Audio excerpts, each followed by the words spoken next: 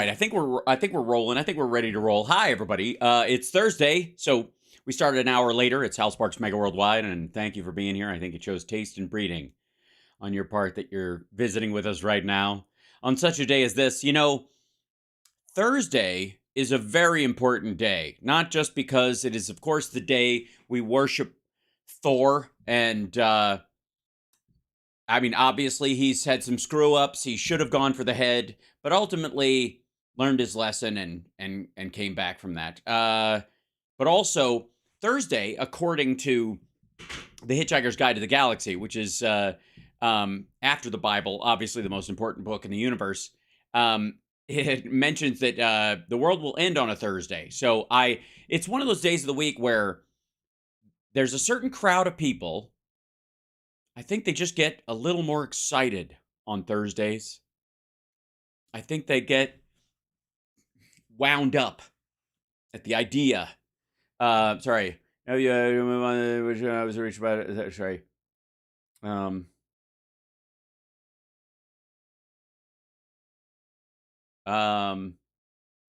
CSL. Yes. We'll talk. All right. Sorry, I just got a message in. Hi, everybody. Yes, Thor's mom's day is tomorrow. That's right. Free today. That's right. And there are a bunch of people who think the world is going to end, and none too, and never too soon for those fuckers. And it'd be one of these. This guy'd be one of those people. Like, I mean, obviously, Trump being the flabby hedonist that he is, and this is a. As nut days go, this one's embarrassing. I'm having a hard time looking at his neck right now. Good Lord. Please tell me. I'm not even sure I could do this one. Jesus Christ. Woof. That's a lot of... Maybe could get it stapled or something. Maybe whatever they have, that threading, you know? Which I hear is a terrible thing. Works early, but once you do it, because it's like putting barbed wire in your face. I don't know, it's weird. I mean, you're talking to somebody who doesn't understand Botox, but that's because I'm a silly rubber-faced git, as some people will say. So we're going to jump right in because I got way too much shit today, as per usual, because there's a lot going on just in the general stuff that we deal with all the time. And then I want to show you something else. Apparently, the faux-aggressive world is having a moment.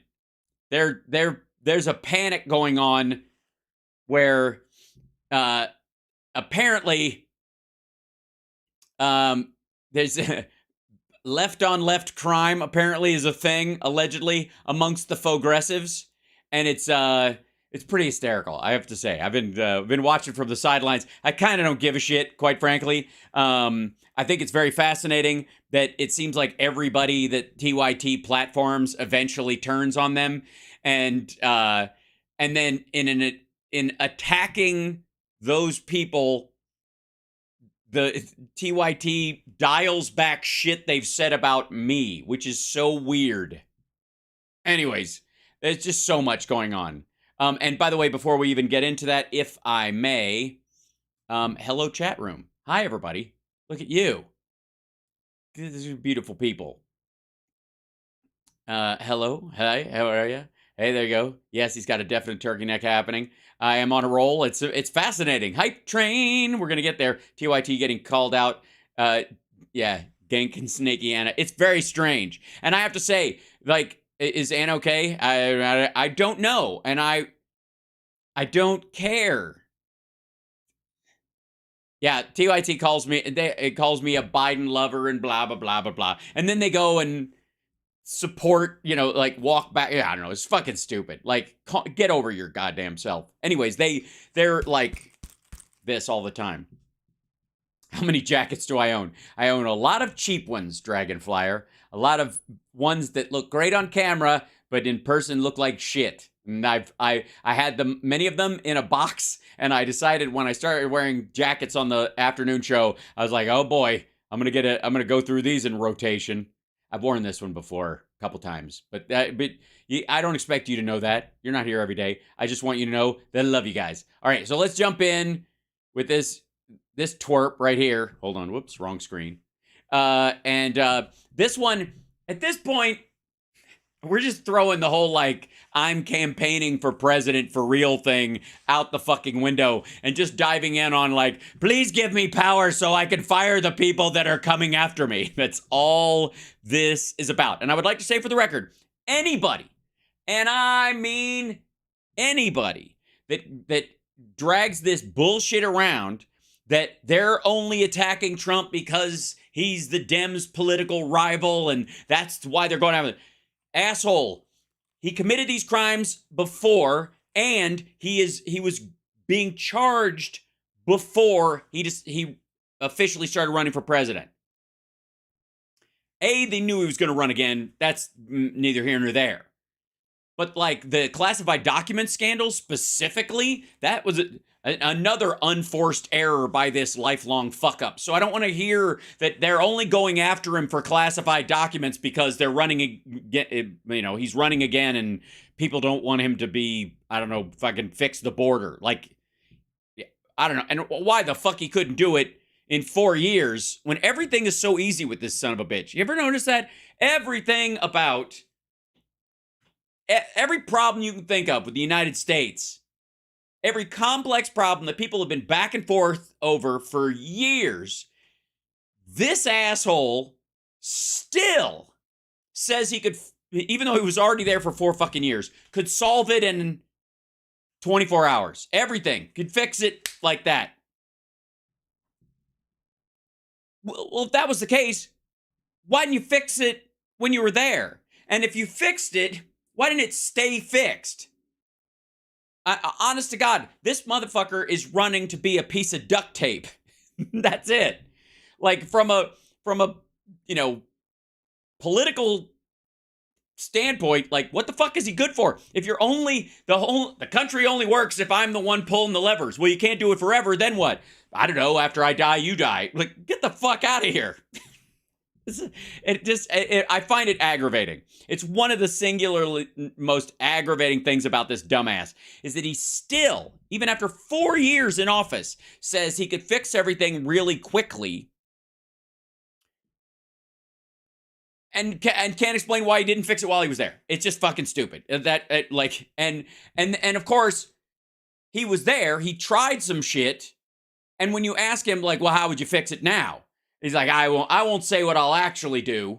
I can't tell you what I would say to, Xi Jinping or Putin or any of these fuckers. I can't tell you what I'd say, but trust me, it'd work. Come on, over here. Like, it's so aggravating. Here we go. So, but now the important thing is that he needs to fire anybody who's going after him for cheating banks and the IRS and his ex-wife. Chris. And by the sorry. And this is part of more dire threat to the American dire threat. Okay, first of all, I don't know why this is so fucking quiet.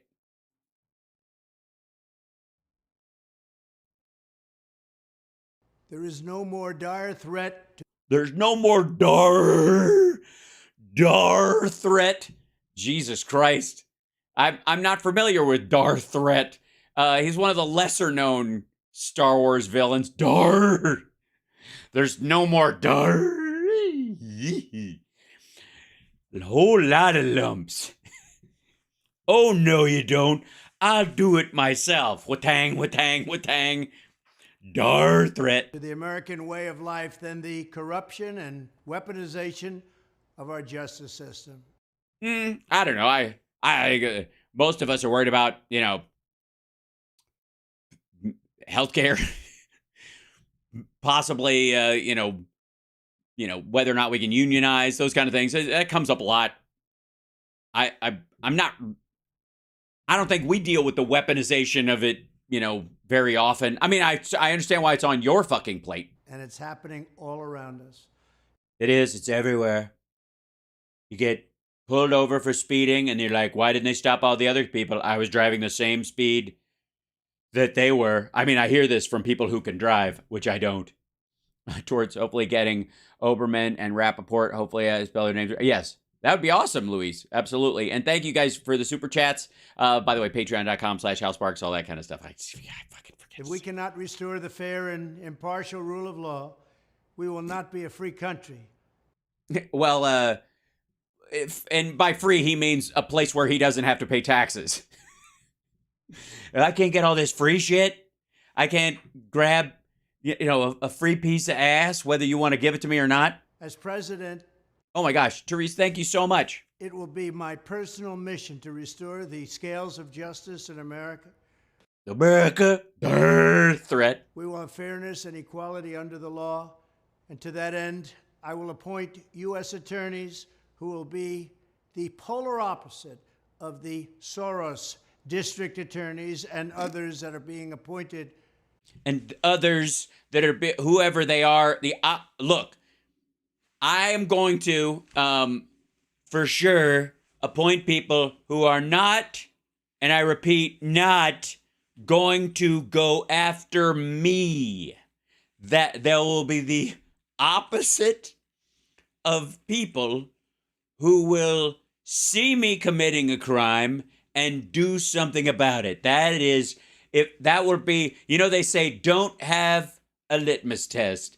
That's my litmus test, is the polar opposite of people who will look at the evidence against me and do something about it. Throughout the United States, very unfair to our population, very unfair to our country. What population are you talking about? It's a pretty narrow group of people, like you and your attorneys. They will be the 100 most ferocious legal warriors against crime and communist corruption. Crime and communist corruption. It really is the worst kind. Would communists, how corrupt, all right, follow me on this. Okay, how capitalist do you have to be so that you're so corrupt as a capitalist that you're ultimately a communist? Like the socialism for the rich kind of concept. And the same would be true of corrupt communists. How corrupt must a communist be before they are simply no longer a communist? These people are such bad commies. They're not even commies anymore. They're like them. They're 10 times more corrupt than 0 times 0 shit that this country has ever seen. As we completely overhaul the Federal Department of Justice and FBI, we will also launch sweeping civil rights investigations into Marxist local district attorneys. Yeah, okay. This is like the worst thing that can possibly happen is the weaponization of the government. So, as soon as I get in there, I'm going to bring 100 psychopaths from my side of the aisle and sick them on locally elected DAs across the entire country, using all the power of the legal system of the federal government to attack local DAs and judges who've been appointed or elected by the people of particular cities. Fuck states' rights. If you, tit for tat, this is so stupid. And that's what we have. They're Marxists in many cases. In many, some of them aren't, obviously. Some of them are, they're kitists, some of them just like to spend too much time in the park. Others, there might be a couple of there might be a couple of Harpoists. They love Oprah, and they don't know why. By refusing to charge countless crimes, these Soros prosecutors appear to be engaging in selective enforcement based on illegal racial discrimination. Okay. And by the way, you know how he calls, the DAs that are after him racist? 2 of them, anyways. Can't call Jack Smith racist because Jack Smith's white. But he calls the other 2 racist because he's white and he thinks these are black people who are racist against white people, specifically. Which is, it's amazing how, if you don't commit a crime, how unracist they are towards you really quickly. But in the meantime, he thinks that they are not prosecuting black people specifically.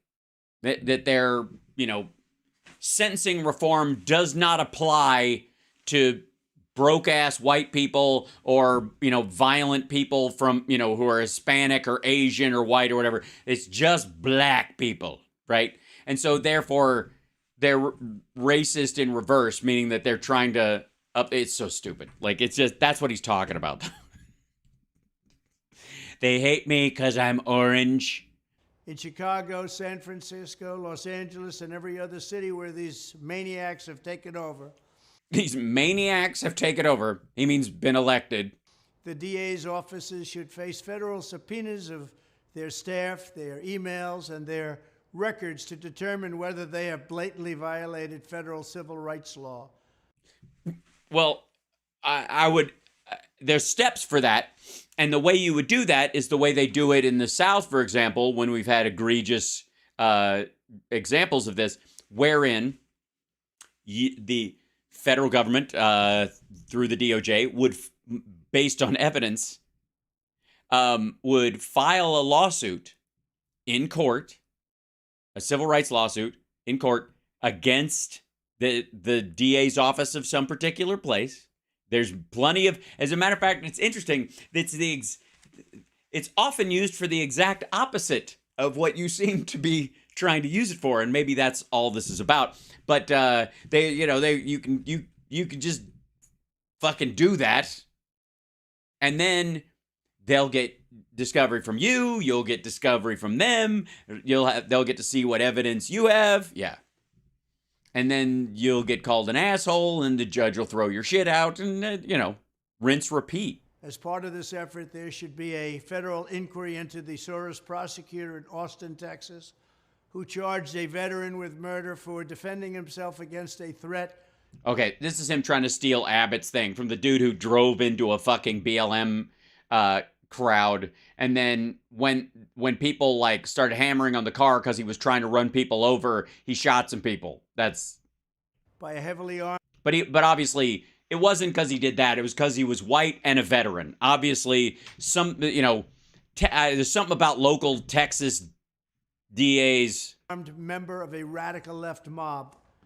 I will also order the Department of Justice to establish a task force on protecting the right to self-defense, which is under siege nationwide. Is it? In addition, we will have a complete... But just for the record, no, it is not. Investigation into the use of police state tactics by federal authorities to arrest... Okay, all right. Police state tactics. He put a break in the phrasing because... that make it sound like police state tactics. Like, these are tactics only used in states as opposed to county sheriffs. I don't know. Also, you will see that there are a lot of serious issues brought up in this video. I am not going to treat them seriously because this is an inserious man. Member of a radical left... Watch while he says police state tactics. I will also order the Department of Justice to establish a task force on protecting the right to self-defense, which is under siege nationwide. In addition, we will have a complete investigation into the use of police state tactics by federal authorities to arrest conservatives and Christians. We will find out who... Yes, that's what they're doing. They're rounding up Christians. They're just that, it's, like if they even see you wearing the fucking thing, you're going to get busted. Jesus Christ. Because they built this shit on top of this one anti-choice activist who says he's a Christian, by the way, has all the shit hanging in his house and all the lapel pins you could possibly want. I have not seen anything about this that would say that his character reflects such a thing, but he was arrested because he physically assaulted someone, and therefore it was a federal civil rights act because he's violating their civil rights, and so and he brags about having a shit ton of guns, so they showed up just in case, and they arrested him and piss off. Ordered it, and we will hold them totally accountable. There is as opposed to marginally. There's much more that we must do. We have to confront this radicalized law in schools. You take This radicalized law in schools. a look at what they've done to our schools, our Yeah, it's true. The Biden administration, with their infrastructure bill, adding air filtration systems that filter out germs because of post-COVID. They can put those UV lights in there that they can swap out that basically kills pathogens in the air. This is terrible. They're rebuilding schools all over the place. They're taking lead pipes out of the systems and stuff. We've got to stop this. beautiful schools. Our beautiful schools that poor people go to, public schools, our beautiful schools with our beautiful children that women raise. We have to reform the far left bar associations and Because they're tormenting Rudy Giuliani. stop the purge of conservative lawyers from major law firms. He means the people he hires who lie to the court, and then the bar, because it's such a high profile thing, reacts to the fact that they've done this and has to make an example of them, does what they do to any lawyer that does this, but he doesn't give a fuck about the ones that don't work for him. I will do whatever it takes to save I believe that. our legal system among the greatest achievements of Western civilization. It's a big run-on sentence. He pulled a walk and he just knocked the period out of that. From the Marxist barbarians who seek to destroy it. Uh-huh. The worst thing about all the Soros judges is when they eat a giant turkey leg and go, they're all sluts. It's just... sorry, those are the Marxist Sumerians. That's my bad. We will do that. We will save it. Thank you very much. We would good so fast we could save it. Thank you very much. So good. Yeah, so I feel a lot better. I know you do. That voodoo that you do so well. Yeah, his eye, I agree. Some people are Conan the Judge. Crom. I've never prayed you before. What about South by Southwest? Yeah. Well, that's Austin. Austin's too much fun. Shoop. No, thank you. Yeah, he's this whole I think he's becoming Herbert Lom in the old Pink Panther movies. I'm cracking up. Yeah, that was sad. And he has to crank these things out. Again, it helps him push back against the FEC, any charges that the Federal Election Commission will, and the hell with you, right? That that they would, charge him after he's just been grifting off of his people and doing a fake presidential campaign. So, yeah. So, all right, we'll go. Crom, I've never prayed you before. I have no tongue for it. Nobody will care why we fought or why we died. Okay, so hold on. I think this is. Let me just get a shorter, stupid, silly thing. I don't know. I think everybody here can tell me.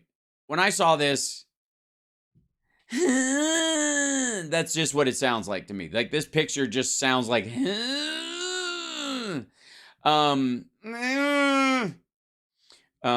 Get to the chopper. Wrong movie. This is the... You don't know what's in it. It's good. Stygian, the best. All right, chew slowly. All right, this is, don't get me started on Conan. It's a great movie.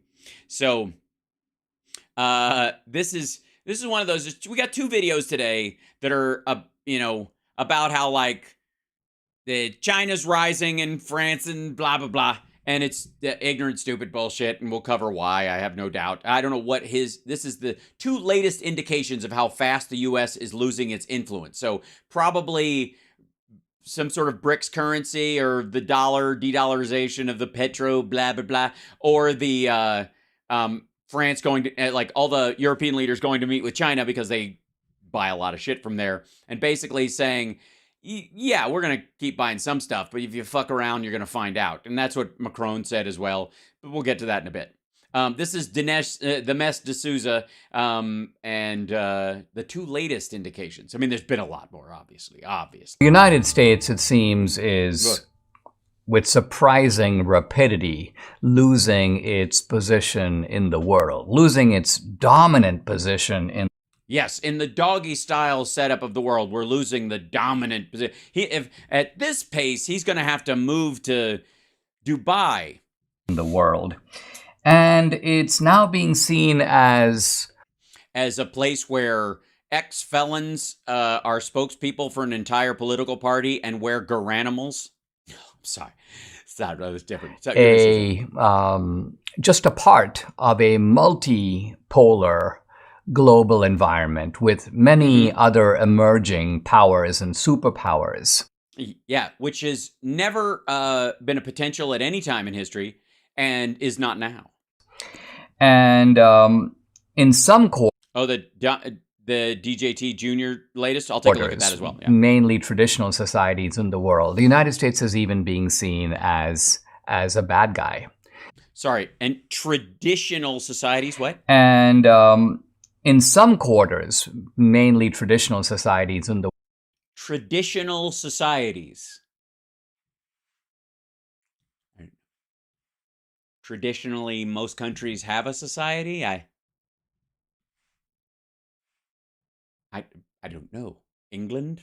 World. The United States is even being seen as a bad guy. Naughty. As a rebel. Wearing sunglasses inside. Hats on in church. Wranglers low on your hips. America, what are you up to? As an evil empire of a sorts. Of a sorts. Yes, well, I'm sorry. The tradition he's talking about apparently is the tradition of people who watch Jimmy Dore. Now, when I think back on this, it all is such a eerie reversal because Reagan called the Soviet Union an evil empire. The only... And you think they didn't learn from that and use that as propaganda to push back in the same way that the fake anti-war effort right now is calling people warmongers for wanting Ukraine to be able to defend itself, that kind of shit, where you take the peace movement and use it to guarantee that Russia can win any conflict in Georgia or Chechnya or Ukraine or any other country they decide is magically theirs. The people who would call the United States an evil empire were Islamic radicals. And now it's just, I don't know, oligarchs in Russia, Chinese Communist Party leaders, Arabs that still have slaves. Gee, we're losing all the best people. If I flash back now to about 2000, 2001... Yes, all the free press we got because of 9/11. Bin Laden gave a kind of an infamous address in which he talked about the United States. I think his infamous address was in Pakistan or whatever. That was his last known address that I'm aware of. It says, quote, the head of the snake. And part of his argument is that there were many evil powers in the world, some of the Gulf kingdoms, Israel, but the head of the snake, the worst, the people, the power spreading its influence to all the others was, in fact, the United States.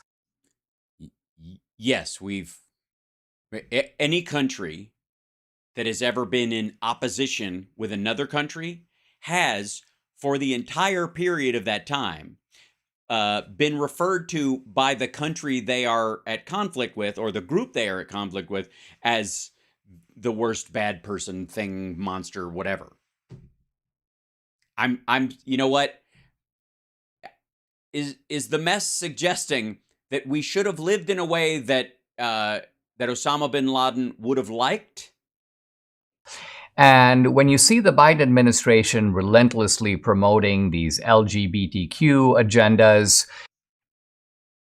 Yes, you're just like, oh, shit, you think Osama bin Laden would have hated us then? Imagine if he was still I just saw on television, and... I just saw on television two men covered in oil making out. One was playing with the other's genitals. I mean, I think it was a television. It might have been my laptop, but I was watching it and I was disgusted, and I had to rewatch it to realize how disgusted I was. And I was like, they made me click on this link. Anthony Blinken, the Secretary of State, he goes, LGBTQ now is our foreign policy. Think about that.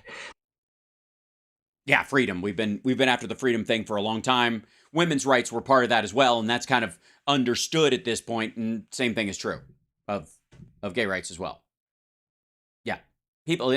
That's the whole thing about freedom. The whole laissez-faire. You're allowed to be whatever the fuck you want to be, and you're not forcing what you are on someone else. You are just being that thing, and no one else can stop you from being what you innately are, because fuck off, because that's America. Meanwhile, this dickhead just, you get the feeling like he's like, ick, if only we could have had a true leader like Osama bin Laden. Think about going to people around the world, traditional people in Asia, in Africa.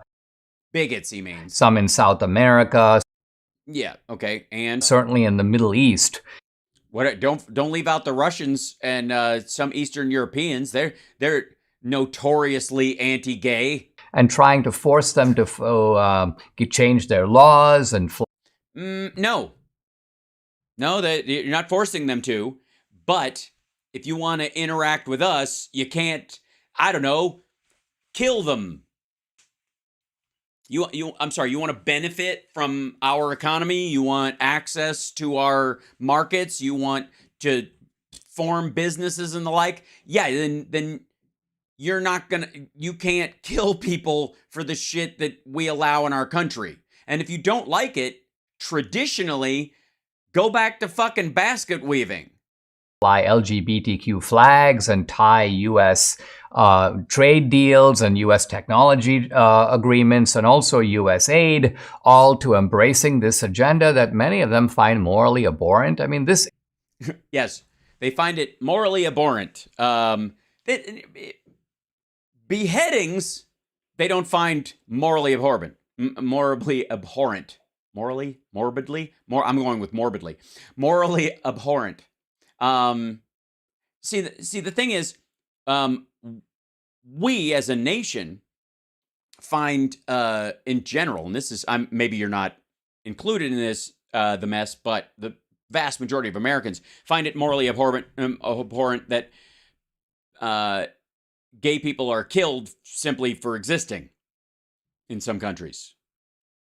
And those people apparently want to set up shop with us or expect us to guard their shipping routes and stuff like that, which you don't pay for. They don't pay a security fee,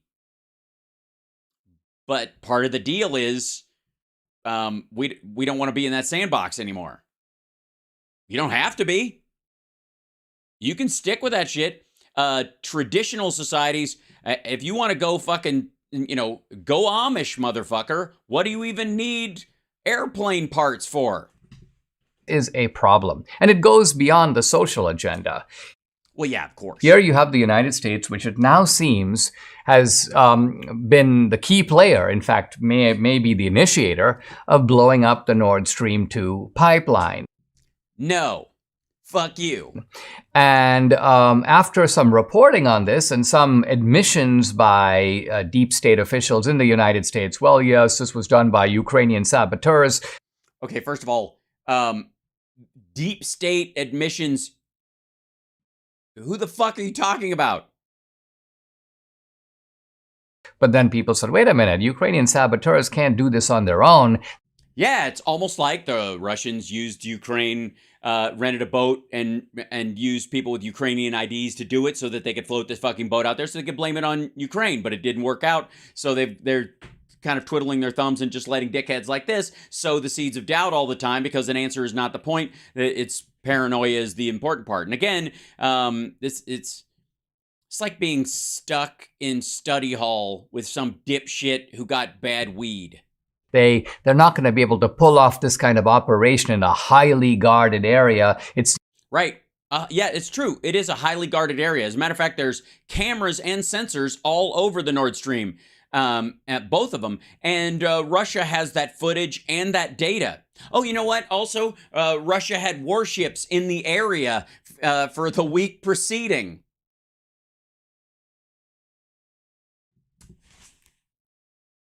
Well, shit, the mess. Now you've got me thinking that Russia just had a giant pipeline full of gas that they needed to vent, thought they could turn it into a false flag, and just went, fuck it, who cares anyways, because, it's never going to get turned back on because Germany would be kicked out of the fucking EU if they started using Russian gas again after the mass graves at Bucha were found, for example. Seems to involve the cooperation of the Norwegians and the Finns. So you get these Scandinavian... By the way, this assertion, I think, comes from the fact that this was close to their waters, and by not saying that the U.S. did it, because we didn't, by not just going, yeah, I was totally fucking them, that's them coordinating with us, colluding, if you will. In governments. It's garbage, but I'm just trying to, I'm trying to be your mess translator. Participating, that has to be something organized by the United States. No, it doesn't. Not at all. As a matter of fact, Occam's razor, the easiest explanation for the explosion of the Nord Stream pipeline, is a pig. Not an animal pig, a pipeline inspection gadget, which is one of these rolling things, and you just attach a bomb to it, put a timer on it, or just a signal, send it out there, blow it up wherever the fuck you want. You don't even have to go down to the goddamn thing. It blows it from the inside out. And the pictures that we have seen, the exploded metal is going outward. So, fuck off. And recently in the New York Times, very interesting, a long article about the Nord Stream pipeline that concludes, in effect, it may be in no one's interest to find out more about who did this. This is almost like... Well, certainly not the Russians, or they would provide all the footage that they have from their underwater cameras and the data they have from their underwater sensors. Wouldn't you think? This is almost like something the New York Times reporter got from some CIA official. Hey, listen, put out the... Oh, by the way, that's a talking point right now. So they got this from a CIA official. Put that little phrase in parentheses. That has been making the rounds on almost every video I have seen on the right now about anything, like everything practically, but from, specifically Nord Stream, the money coming in, or going into Ukraine is all just a black site to the CIA to spend someplace fucking else, whatever. And then even to the point, I believe, where, let's see if, do I have that one? Hold on, let me look in here. Is this,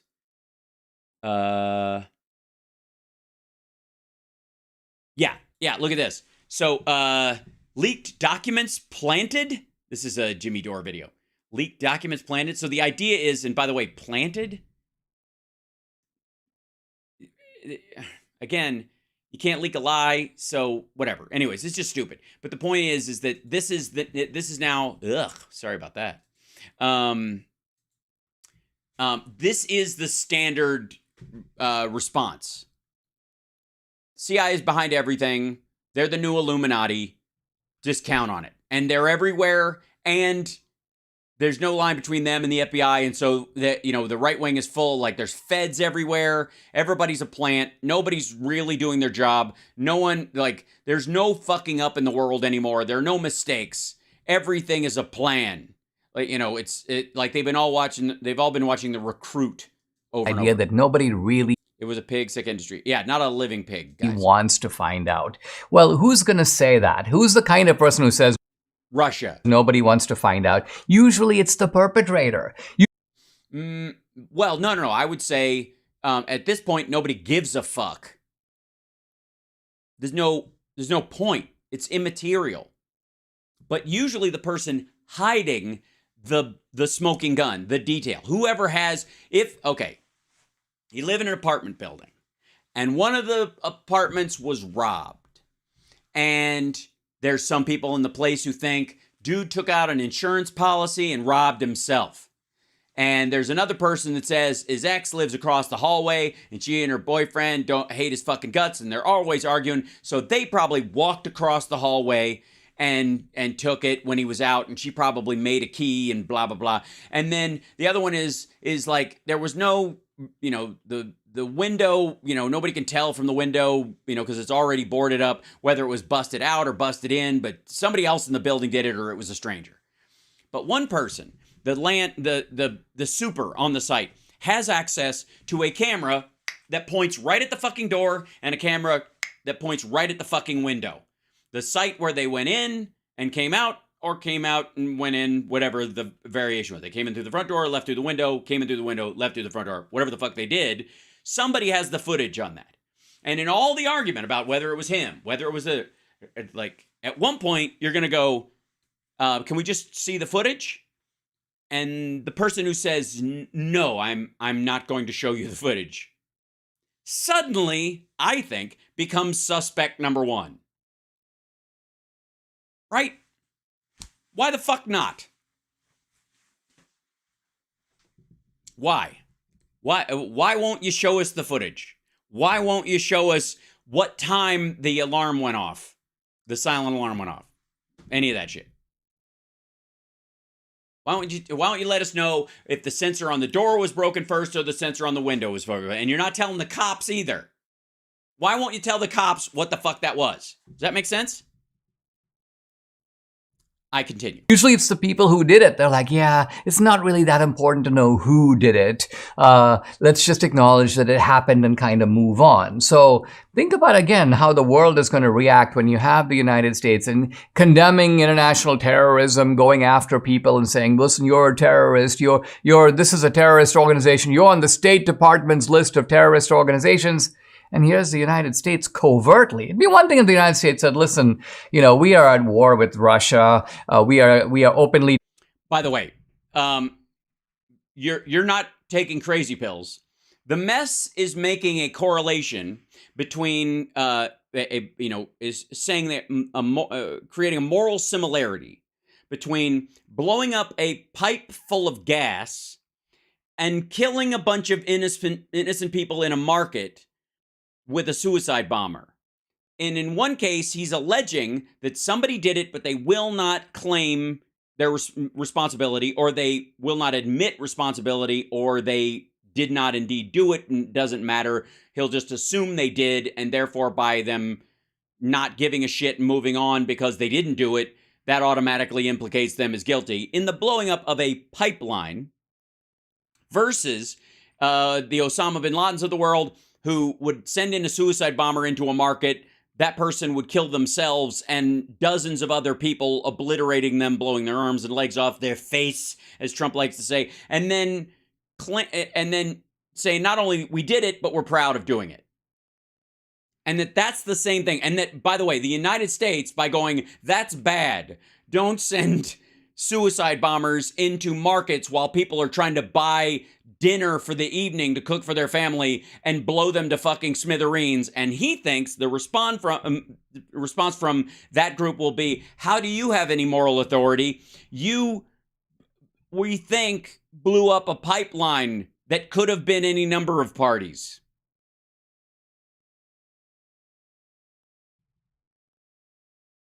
Yeah, he thinks they're the same.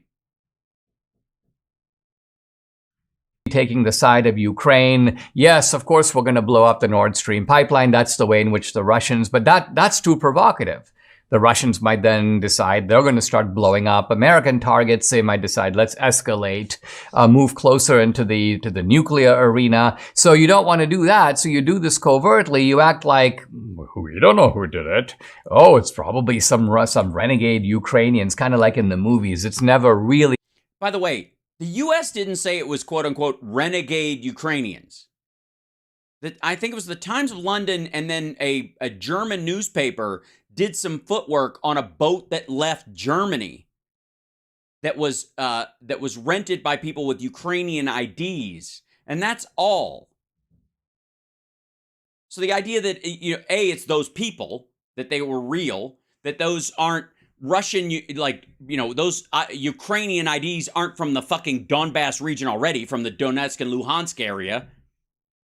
They weren't just Russians with Ukrainian IDs, legit ones or what have you, or cover. And again, like the Ukrainians themselves, if there were a group of them that rented this boat to go out and do this thing, wouldn't, if it was that big an operation, wouldn't have the smarts to kind of cover their tracks better. It's just the automatic like acceptance of the Seymour Hersh one note, anonymous source, and then just operating on that premise going forward. Again, when the only country that knows for sure when the explosion, was when the explosives were planted, when they went off, and to what extent they were inside, outside, or around or under the pipeline itself, are the Russians. They're the ones with the sensor data. They're the ones with the eyes on the pipeline at every inch of it, according to them. So if the only person hiding a smoking gun isn't the killer, this is just like we're just getting into lazy territory now. The communists who do it is just some renegade who wants to set up his own evil empire, and he's the guy that's doing it that James Bond has to then track down. I don't know what he's talking about. It is gibberish. I think it's just filler. Or he needed some sort of, a Bond reference in this is logical from a cultural standpoint. But if you're going to make a James Bond reference in regard to the Nord Stream 2 pipeline, I would suggest your best bet is from The World Is Not Enough, my favorite Pierce Brosnan Bond film, where, because Sophie Marceau is magic and fantastic and tragic in that movie, and it's wonderful. And Denise Richards, but the idea that, they use a pig in there, it is literally got a bomb attached to it. It goes through the pipeline and they go, let it blow up so that they think we're dead along with it. Like the plot exists. You can go see it. It's not even an original fucking idea. Now, here are two signs of the new order, the new world order, if I can. Oh, good. I thought those were, that it was the fact that we blew up the Nord Stream pipeline covertly so that we wouldn't start World War II. I don't know. Put it that way. World War II Part 3.0 beta. Use a known phrase that seems to be emerging. India, I read this in the Indian press, India is now selling 200,000 barrels of oil a day to the EU. And when I saw that, I was like, India is selling barrels? India doesn't have any oil. India has very little oil. So how is India able to sell 200,000 barrels a day to the EU? Well, here's the answer. The Indians buy the oil from the Russians. This is so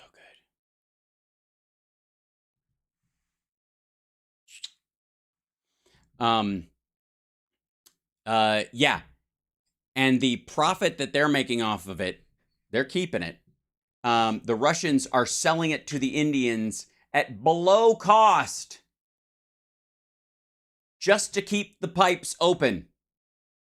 They mark it up to make a kind of middleman's profit, and then they sell it right back to the EU. So the point is that the EU says, oh yeah, we're joining the United States. We have all these sanctions. We stand in solidarity with Ukraine. We're not buying oil from Russia. Okay, the Russians sell it to the Indians. The Indians. Okay, so this is, by the way, this is supposed to be indicative of we're losing influence in the world because India is doing bumper pool with Russian oil. Now, okay.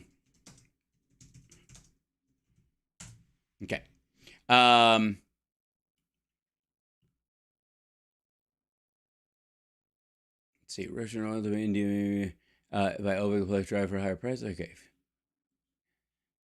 Yeah, this is his. I'm going to try to find the article that he's. Yeah, so this is enjoyable. Fuels from Russia, Russian oil gets backdoor entry into Europe via India. Look out. Record high imports of crude oil from Russia in fiscal 2022 to 2023 help India's refiners boost exports of diesel and jet fuel to Europe as the continent shunned Russian products. Now, there you go. Diesel and jet fuel. not oil. They are refining it. They are not just marking it up and moving it on to Europe, as the continent shunned Russian projects. Preliminary shipping track from Kepler and Vortexa showed. Access to cheap Russian crude has boosted output and profits at Indian refineries.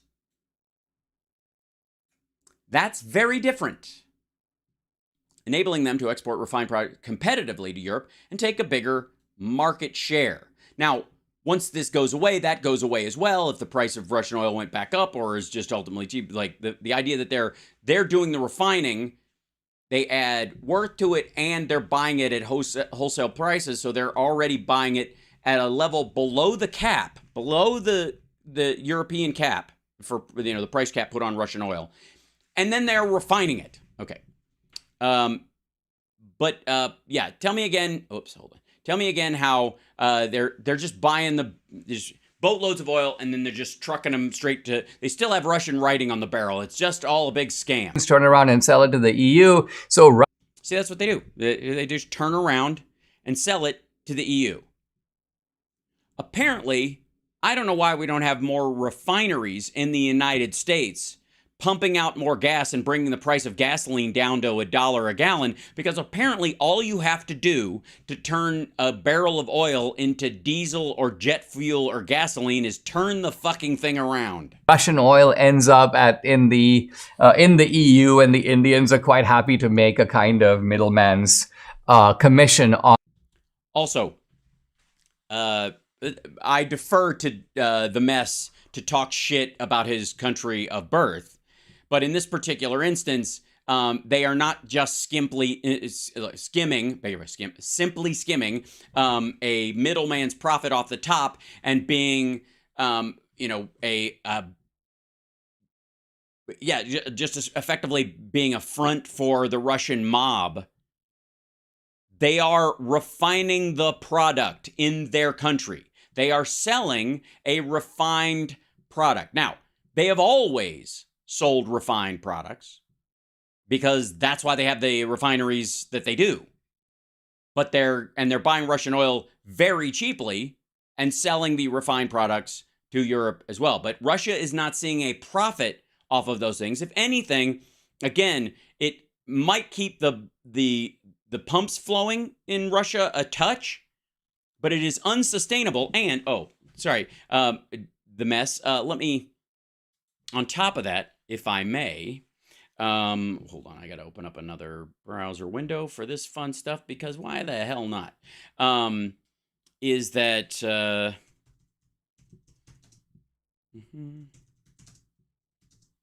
see if I can. Whoops.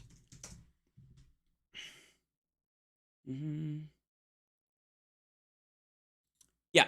Let's see. This is here you go.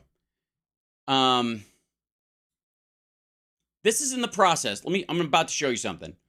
And I want you to remember that this is concurrent with what he's talking about. Never mind the shit that's happened over the last year specifically.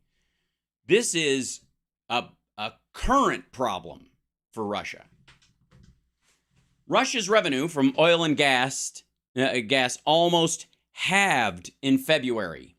Budget proceeds from oil taxes fell 48% from a year ago. Gas revenue declined 42% due to lower exports to Europe.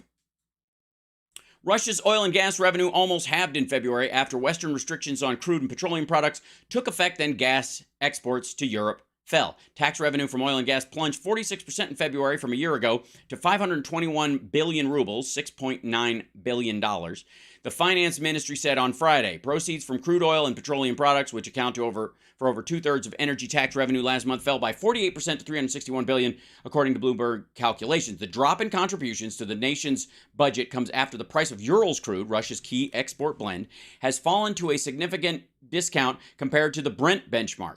The European Union banned most seaborne imports of crude and petroleum products from Russia, and the Group of 7 industrialized nations imposed a price cap. With the price of Urals averaging just over half of its value a year ago, Russia is seeking gradually narrow the discount to Brent it uses to calculate taxes in an effort to boost revenue and sanctions. Energy proceeds account for around a third of the nation's coffers, which are under pressure amid the rising cost of financing the war in Ukraine. Gas revenue fell almost 42% in February from a year ago. 161. Proceeds from the mineral extraction tax on gas rose 86% to 121 billion rubles, gaining from temporary increase of tax for Gazprom by 50 billion rubles. So the only money that they've made in the last year is by raising the taxes on Gazprom, which is effectively a state organization anyways, and just bleeding more money out of it to finance the war in Ukraine.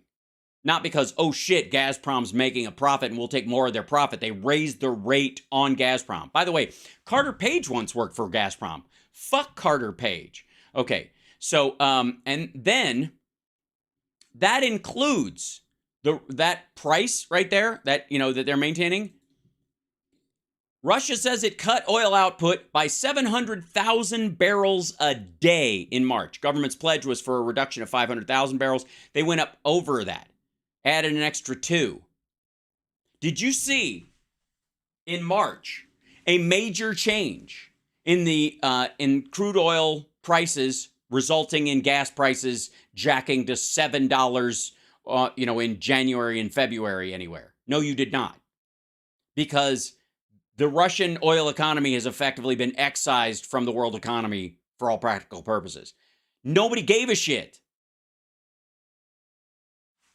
Government's pledge was a reduction of 500,000. Energy Ministry data doesn't match sea exports refinery runs. So they're lying about it, by the way.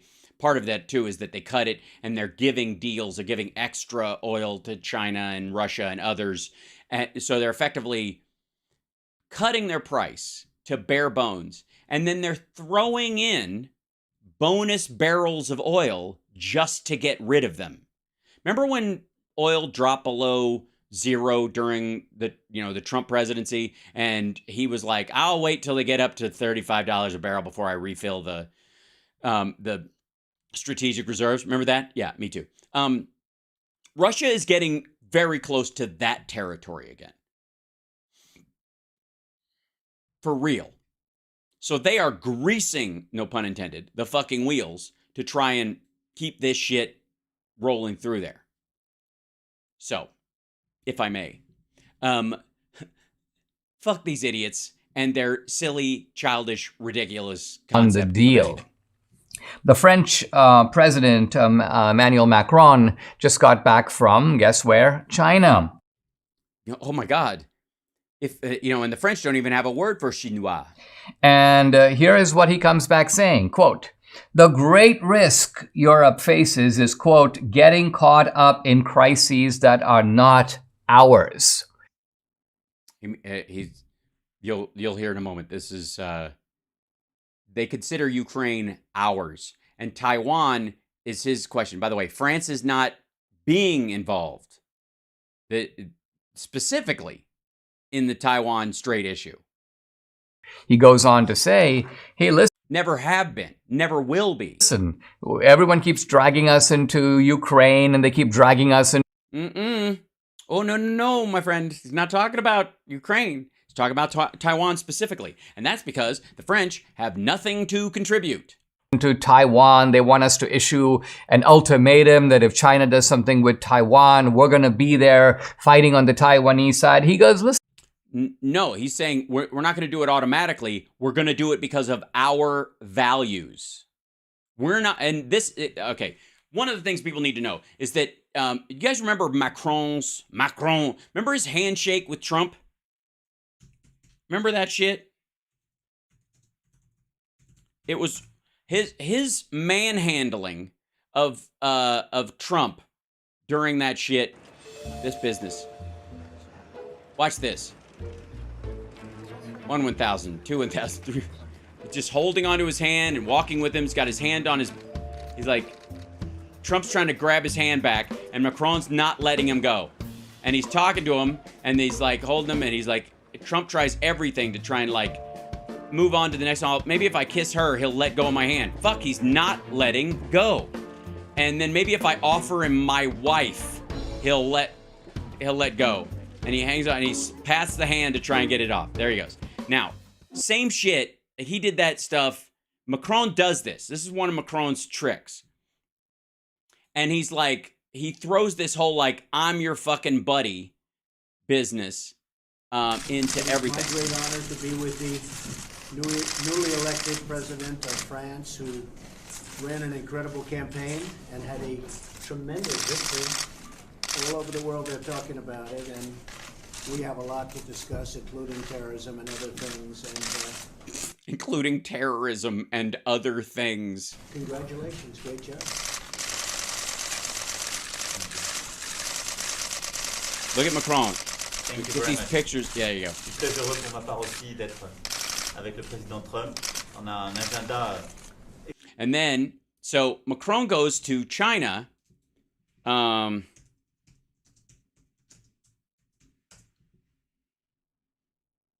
there's a point where I want to see they hold informal talks. There's footage of them together. Okay, so there's whatever. It's just similar shit or whatever.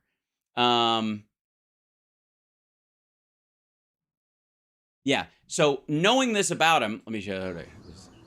This is them walking around or whatever. And Macron watches like he constantly brushes his arm up against Xi. Now Xi is, because the concept of like Asian society, people don't shake hands, even though they absolutely do these days. That bowing is a more normal part of society, yada yada yada.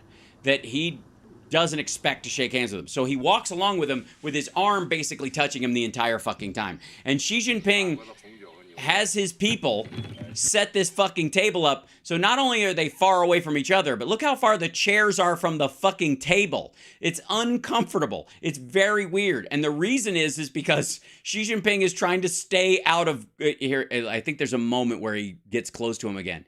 Is this notorious thing with Macron where he's walking right with him, and this is like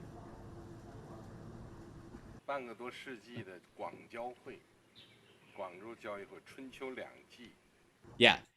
Explained to Xi that has appealed to Xi to bring Russia to its senses and bring everyone back to the negotiating table. Like this is his, he's being the carrot in this particular instance with China. Like, don't fuck up you may think you can live without the American economy. You can't. But you definitely can't live without the American and the European economy. And I'm not covering your ass during this. Now, there was, okay, hold on one second. One more piece of this because I think it's important.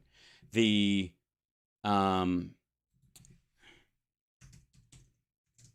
translations around this.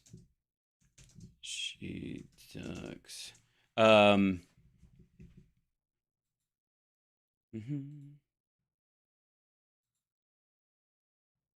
see, get this. Get this in like hold on. Let's see. I'm gonna try to do this. Translation probably will bring it up.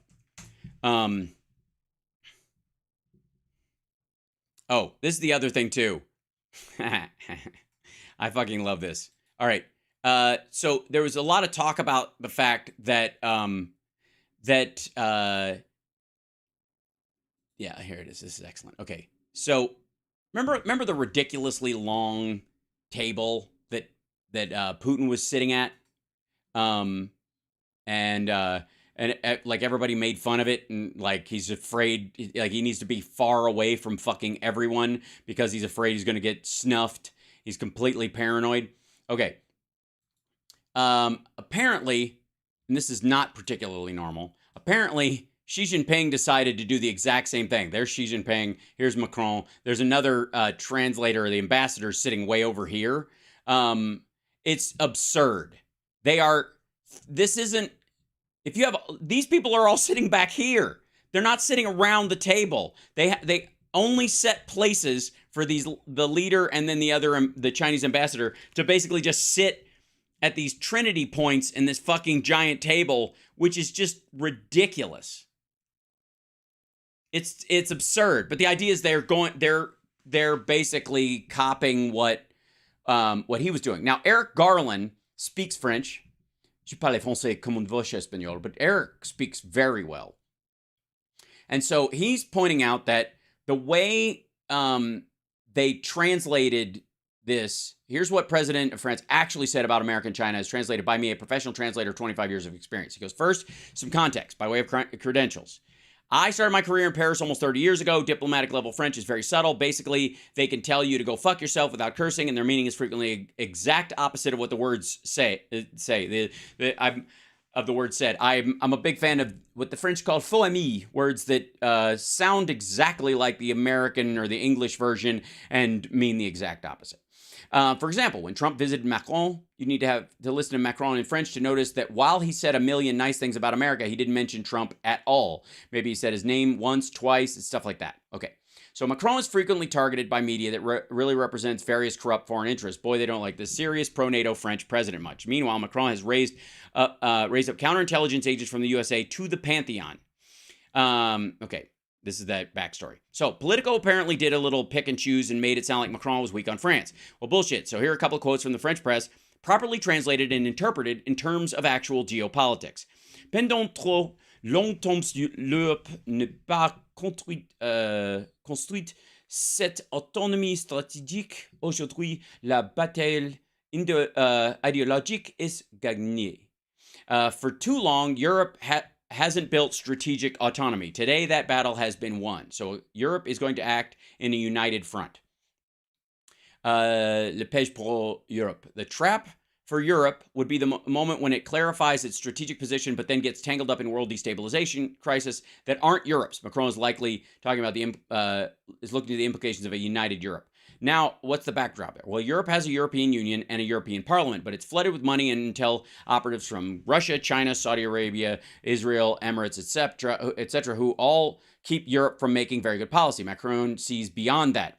So we're only 2 sentences in, and this is a real policy discussion. Macron is forecasting that as soon as Europe starts acting in concert, it could get sidetracked by world crises, so it needs to remain stable and focus on its own policy goals. Pretty reasonable, right? For the president of France, strategic autonomy is crucial to avoid European countries being just vassal states rather than a third strategic axis on the same level as US and China. So Macron sees Europe as standing on its own 2 feet. By the way, that is the position of Joe Biden as well. It is not the position of China. China views the European Union as something to be destroyed. You see how much the English language press has been bullshitting its readers with these translations. I've read a bunch and they're not close. It's pretty embarrassing, actually. After you talk with Xi Jinping, what can we expect from China on Ukraine? I think China's on the same page as us, that Ukraine is at war. They're fighting and we're helping them. It's not time for negotiations, though we should start down that path and plant milestones. Macron, that's the point of this dialogue with China, to come together with our common approaches, first supporting the principles of the UN Charter, second, a clear reminder about nuclear power, that China should be accountable for Russia's move. So reminding China that if Russia jumps off and fucks around, China's in bed with them right now, and we won't forget it as the European Union. And not because the United States is telling us to, but because that's our values.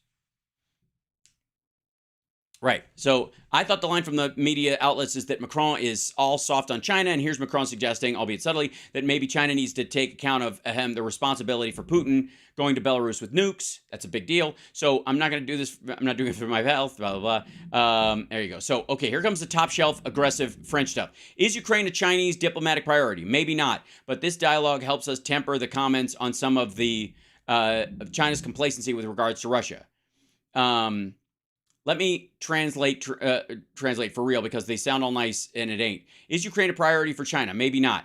China is behind a lot of this fuckery, and we fucking well know we're tired of these games. This dialogue helps us temper the comments of some about China's complacency with regards to Russia. We know you're backing Russia in this shit. People are talking about it, and by people we mean us, so stop helping Russia, you assholes, right?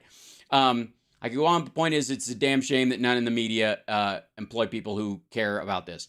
And I got to do a couple more. Okay. From policy, legal, and doctrine point of view, there's never been this kind of acceleration of European power. And by the way, this includes them being all in on helping Ukraine. What do you think the implications are for the AUKUS alliance really are, and the Quad? The U.S. is setting up Europe to take care of itself with France as the leader. The United States is going to anchor the North Atlantic, South American, African, and Asian security with Australia and UK. The U.S. will lead, but here comes the focus on Europe. Germany can't do it. The UK is coming with us. That leaves France. That's exactly right. The Germans decided to be pricks, and so we're helping France rise as the primary European voice, which does not, because of Brexit and because of their alliance with us on other shit, include the UK. The UK would have been that voice, but they are officially, because of Brexit, separated from the European Union. So it's got to be a European country. Which one would you pick? Poland? It's going to be France. That's the point. This is global fucking strategy on a mathematical level that I mean, I can't look at this outfit without thinking he was like, it's a fetish. But the schoolboy seems very confused about it. Listen, that's not necessarily our fight. I'm spelling out a little bit more what Macron is getting at. No, you're inserting your own opinions about what he's saying based on nothing but your own desire to side with Russia. But what he's basically saying is, if America wants to do these things, it doesn't mean that Europe has to go along. Nope. They're saying that if America wants to do these things or doesn't want to do these things, Europe is helping Ukraine. We're not doing it because the United States is telling us to. Don't think we're a vassal organization just because you wish it was that way. The U.S. is your biggest buyer of goods, China. We're your second biggest buyer. Fuck with us, get the same problems. He goes, in effect, the question Europeans need to answer, is it in our interest to accelerate a crisis on Taiwan? No. The worst thing would be to think we Europeans must become followers on this topic and take our cue from the U.S. agenda and a Chinese overreaction. He also... And a Chinese overreaction.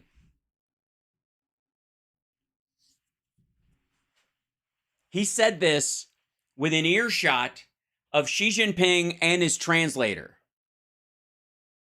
The U.S. saying the U.S. has an agenda about Taiwan is factually true. That is in alliance with the government of Taiwan, but definitely in that alliance, we would like them to remain an independent state and still have their own elections. There's definitely an agenda there in the same way that there are meeting points.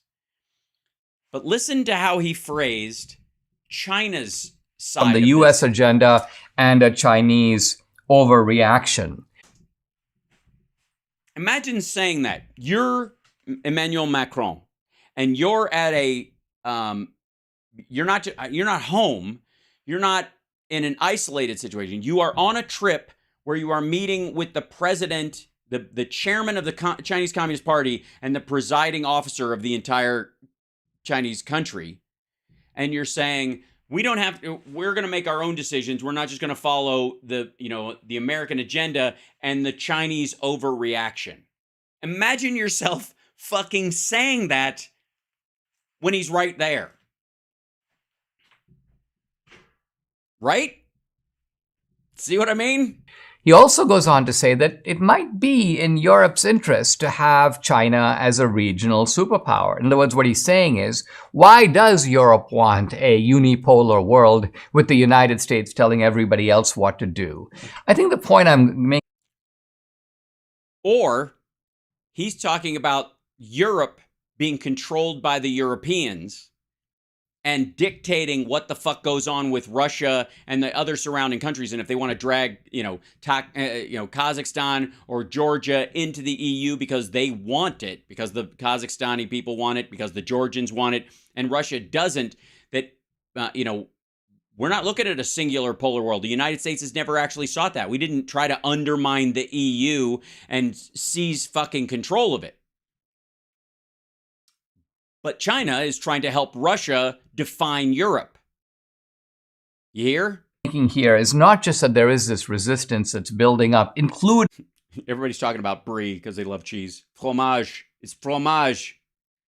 Omelette du fromage. And brie is lovely. It should be room temperature. If it's too runny, the room's too hot. The key point here, and the reason I'm focusing on Europe, is this is supposed to be our allies. This is how our allies are talking now. And I think what this means is that the United... Has there ever been a time when a European leader of any European country has ever said, whatever the U.S. wants us to do, we're fucking doing it. And we're certainly not going to act on our own. The point of the European Union is to follow America's lead. The formation of NATO was an expression of the idea that we weren't colonizing fucking Europe because we helped them win World War II. That there was no expression of that. We have a security alliance with them, but we're not using NATO to attack fucking France or take over their businesses and the like. Like, this is so fucking childish. The United States has, through the Biden regime, Fuck off. squandered our claim to leadership, is disgracing ourselves in front of the world. Yeah, that's why he's in Ireland, because no one will listen to him. Even I mentioned a few days ago last week, the president of puny El Salvador. He's like, wait a minute, if the United States is going to arrest the leader of the opposition party, how can you arrest other countries when they do the same thing? Whatever you... Right. So who is saying that that El Salvador, the words of the El Salvadoran president are more important than Americans' own opinion of their actions or the value of our legal system? And also, we're not rounding him the fuck up. He's going to get a trial. He'll be able to present, he'll have an amazing, like, the highest priced lawyers he can trick other people into paying for. We're not throwing a fucking bag over his head. He didn't even get cuffed when he went in. And the sure shit didn't wrap his arms in fucking twine, El Salvador, please. That's how you say it. I don't know. Wouldn't that seems a fairly easy way to push back. You think about Trump, whatever you think about the merits of the case, if he's an asshole and there are merits. El Salvador did that or some other country did that, the United States immediately becomes very huffy. No, we don't. We absolutely don't. As a matter of fact, in highly corrupt countries where they've had issues with leaders who've tried to come in and bleed the country dry or use the power of their office to enrich themselves at the expense of the people, when that person gets drummed out of office, if it happens, and they go and they actually try that person, as long as it's a legit trial, we're like, good for them. Why don't we have that here? Draws itself up to full height. No, this kind of behavior is not characteristic of a free society. Well, wait a minute. A lot of things going on in the United States today don't seem to be characteristic of a free society. Like what? Either. The United States. Such as? Oh, you mean like book burning or anti-trans bills or some fucking Missouri state legislator saying that 12-year-old girls can get married? Yeah, those things, sure. But not the fucking rescue package or the infrastructure bill or the CHIPS Act or the concept of shoring up Social Security, Medicare, and Medicaid. I just sometimes.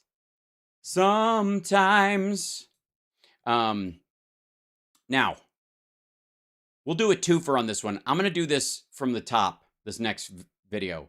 But I reserve the right to get aggravated and bug out. Because the thumbnail alone tells me this is a waste of life force to even get near. Yeah.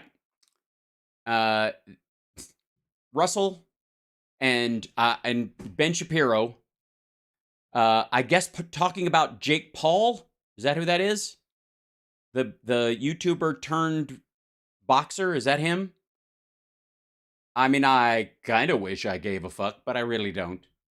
But apparently this is Ben and Russell. This is by the way on Ben's channel. So he's seeking out Russell, or that it's a truce or something.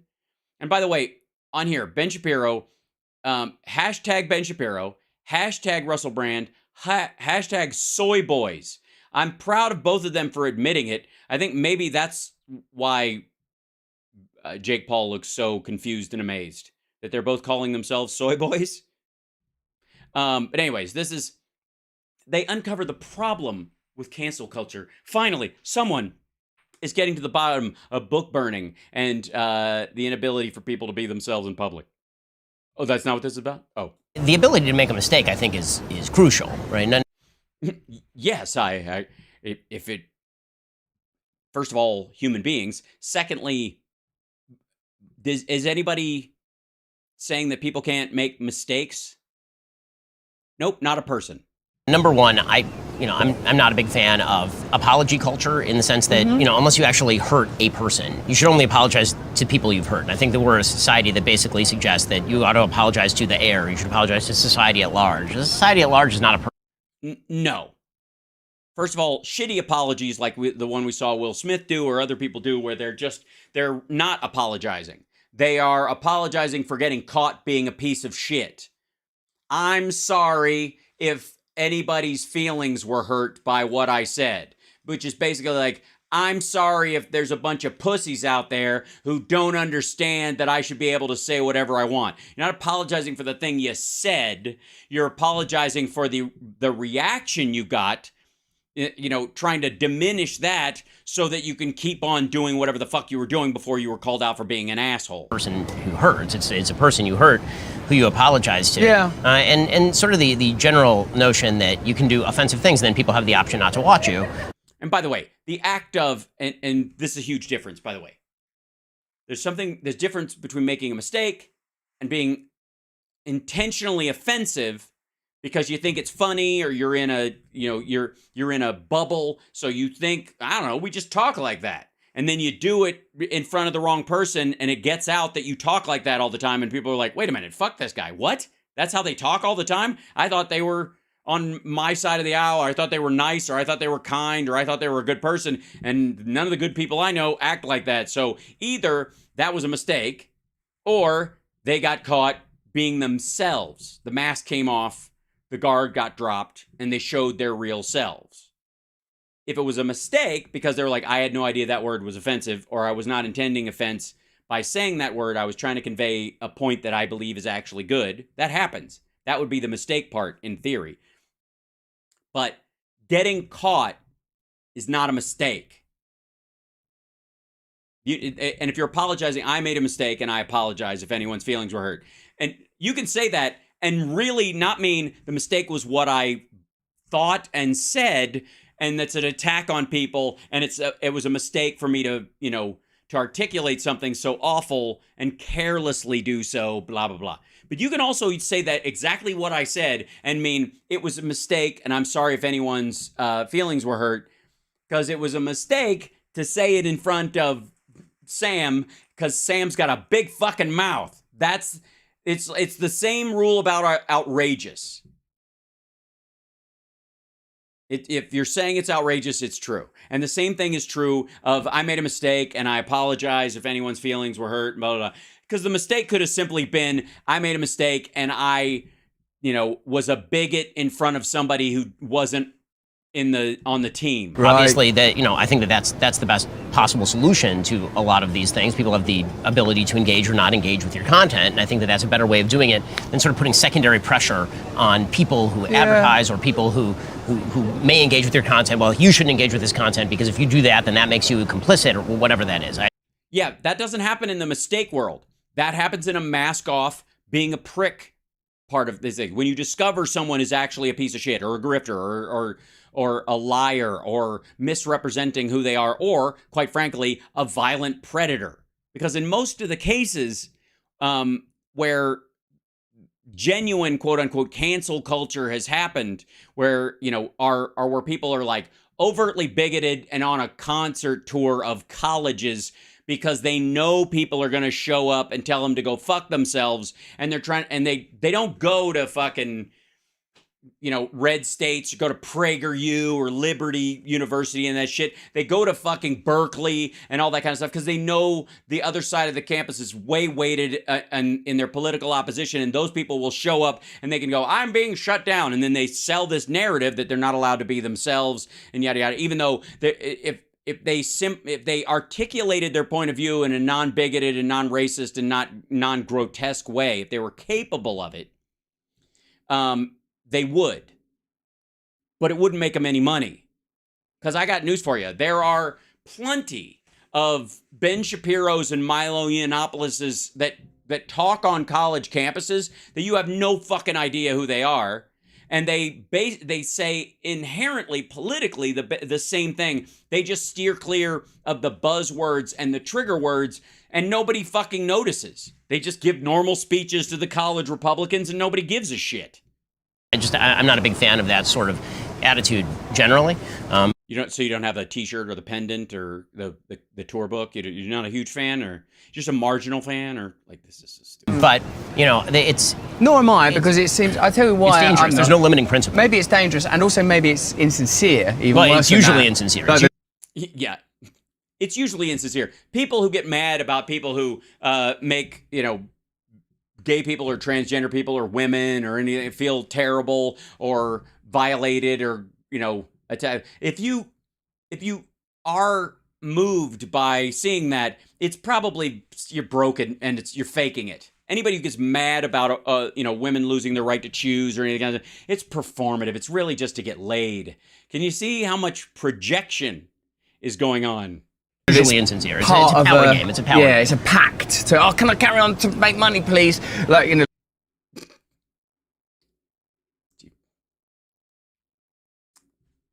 You would think that, wouldn't you? Seems like the first thought that would occur to you, Russell. Like it's like that's I agree with that, and it's more like instead of perhaps apology, maybe sort of gratitude. Like be grateful to be in the world, be loving, be embracing, open-hearted. These are the kind of ideas that. Yeah, why aren't they grateful? Why aren't people grateful to be, gay teachers? Why aren't they grateful to be called groomers when there's youth pastors all over the place trying to fuck kids and they don't get? I mean, why aren't we grateful that at least someone is being illegitimately called a sexual predator with no evidence, simply to gain points with a political crowd? Why can't they be happy about that? I don't understand. My sort of spirituality give Fuck off. me to aim towards that like to By the way, fuck off with this nonsense. This is jargon. What spiritual path, dumbass? Like, none of it. Now, have we ever heard him explain it? Like, he's got all the fucking yoga tattoos and he's fucking talks about meditation and this kind of spiritual abstract but what does it actually fucking mean? How does it actually determine your actions in the world? Because I have not seen anything in his regular show that would point me to a person that there is a spiritual pause in what he says ever.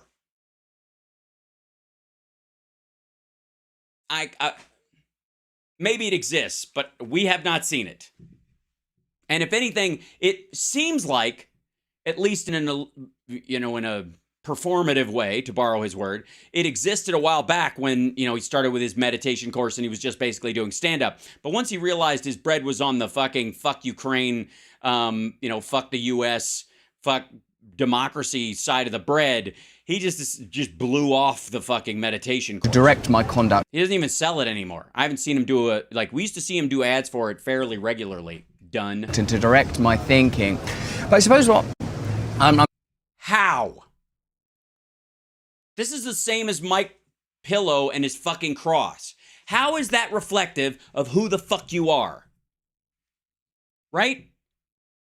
I don't mind if you say it is. I don't mind if you are driven by your religious belief, your spiritual belief, or your lack thereof, or your atheism, or your belief that we live in a Darwinistic society and the thing that makes, humans better than, crocodiles is the fact that we can think again about attacking someone else, and you try to live up to that as the purpose of a differentiating aspect of your species from that it isn't even moral. It's just that's what makes you human, and to stay human, you can't just murder and fucking slaughter and rape and do all these other things that animals might do because it's reversion evolution. Let's just say that it's that lacking spiritual principle, but that principled on a scientific level for your behavior, right? Whatever the spectrum is, I'm fine with it informing your behavior, but how?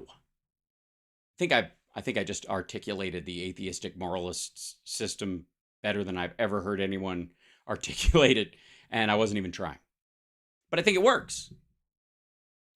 But you can't just say, you know, it's like when the Ayn Rand crowd says, you're just saying, look, atheists can be moral without a spiritual path.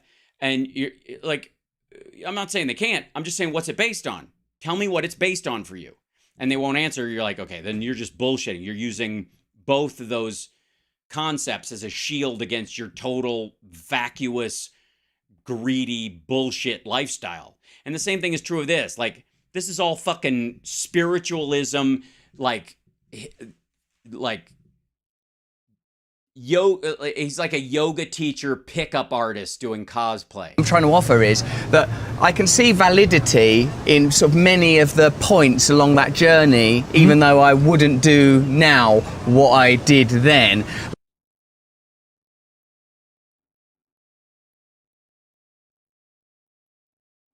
Right. So the idea is that there are no mistakes and there's nothing to regret. And if you fucked up really bad and it harmed someone else, it's not really your problem, is it? Oh, fuck. Did Ben go to England? Because I think I know that restaurant. Well, I think so. Wonder if Amy's still working there. Like, and also maybe it gives me the opportunity, like, that if I was to speak to someone who was being sort of incendiary around a particular topic, to sort of say, I understand how you feel.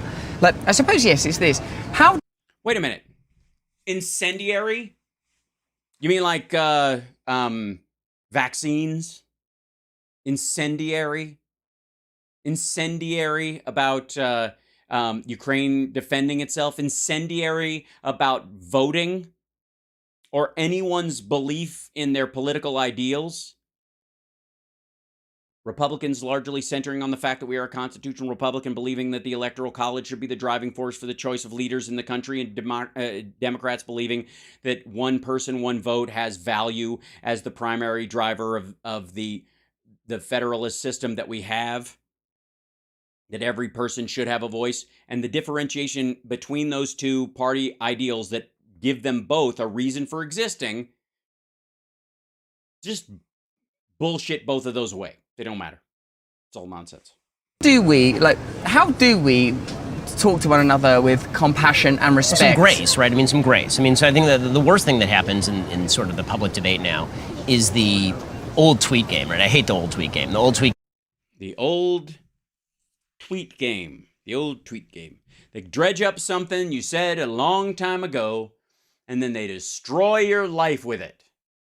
Which was, you know, by the way, people who are, I think, across the political spectrum have had this kind of experience in a bunch of areas. The problem with a lot of these is that he doesn't have a problem with the old tweet game. As a matter of fact, he went after Sam Cedar, I think, for an ironic tweet about, you know, dealing with gun violence, I think it was, about, you know, killing kids or, you know, or sexual predators and the like. They'll go back and, you know, when somebody's speaking ironically, and go after them and say, see, I told you the left is full of these fucking monsters. And also, none of us have a problem with anybody who a long time ago was found to have said all kinds of fucked up things about sexing kids, for example, and getting canceled for it. I don't have a problem with that. And in most cases, the degree to which these people have been bounced, usually tax highly in that direction. And as far as Trump, like, he didn't get fucking bounced until he was the foundation of an insurrection, a failed insurrection. Game, which is like, okay, you wrote a tweet back in 2009, and it's now 2023, and I've destroyed your entire career by citing this old tweet from 2009. And it's a game I don't play, right? The This You kind of game that they do on Twitter. Is this you? And then they cite a tweet from 2014. Yeah, that's not the same thing as cancel culture. Is this you? Is when people go this you, a lot of people are throwing that stuff up where they're moralizing. It's not that we're going to get you canceled because you said this old thing and we just found it because we dug it up because you were too stupid not to broom it. It's because you're like, some, you know, baseline, like, you know, The left has a problem with women being elected, and that's why they don't like Nikki Haley. And then you look back and go, you find a tweet of theirs that's like quoting Rush Limbaugh and saying the problem was when women started to vote, that's when the country started being shitty. And that's the this you part. It's a hypocrisy comment. People don't get fucking kicked off for the this you part. It's like listen to your grandfather explain the interweb. On a different topic that doesn't seem to be quite on point, but it's like it's supposed to humiliate. Or maybe you don't make the connection. Yeah, you make you feel bad about what it is that you're saying. And again, I guess the question when you don't, apparently. It's an attempt to make you feel bad about what you're saying because you used to say the exact opposite and you never said you changed. You just are lying and someone brings it up. And they're trying to make you feel bad, and they don't realize that you're in the fuck your feelings crowd, and then you're getting fucked right in the feelings, and it feels fucked. The easy way to tell whether somebody's being sincere or not is whether they want an answer. If somebody were to come to you and say, Russell, explain to me what you were doing, back in 2001 when you did that, what was going through your head?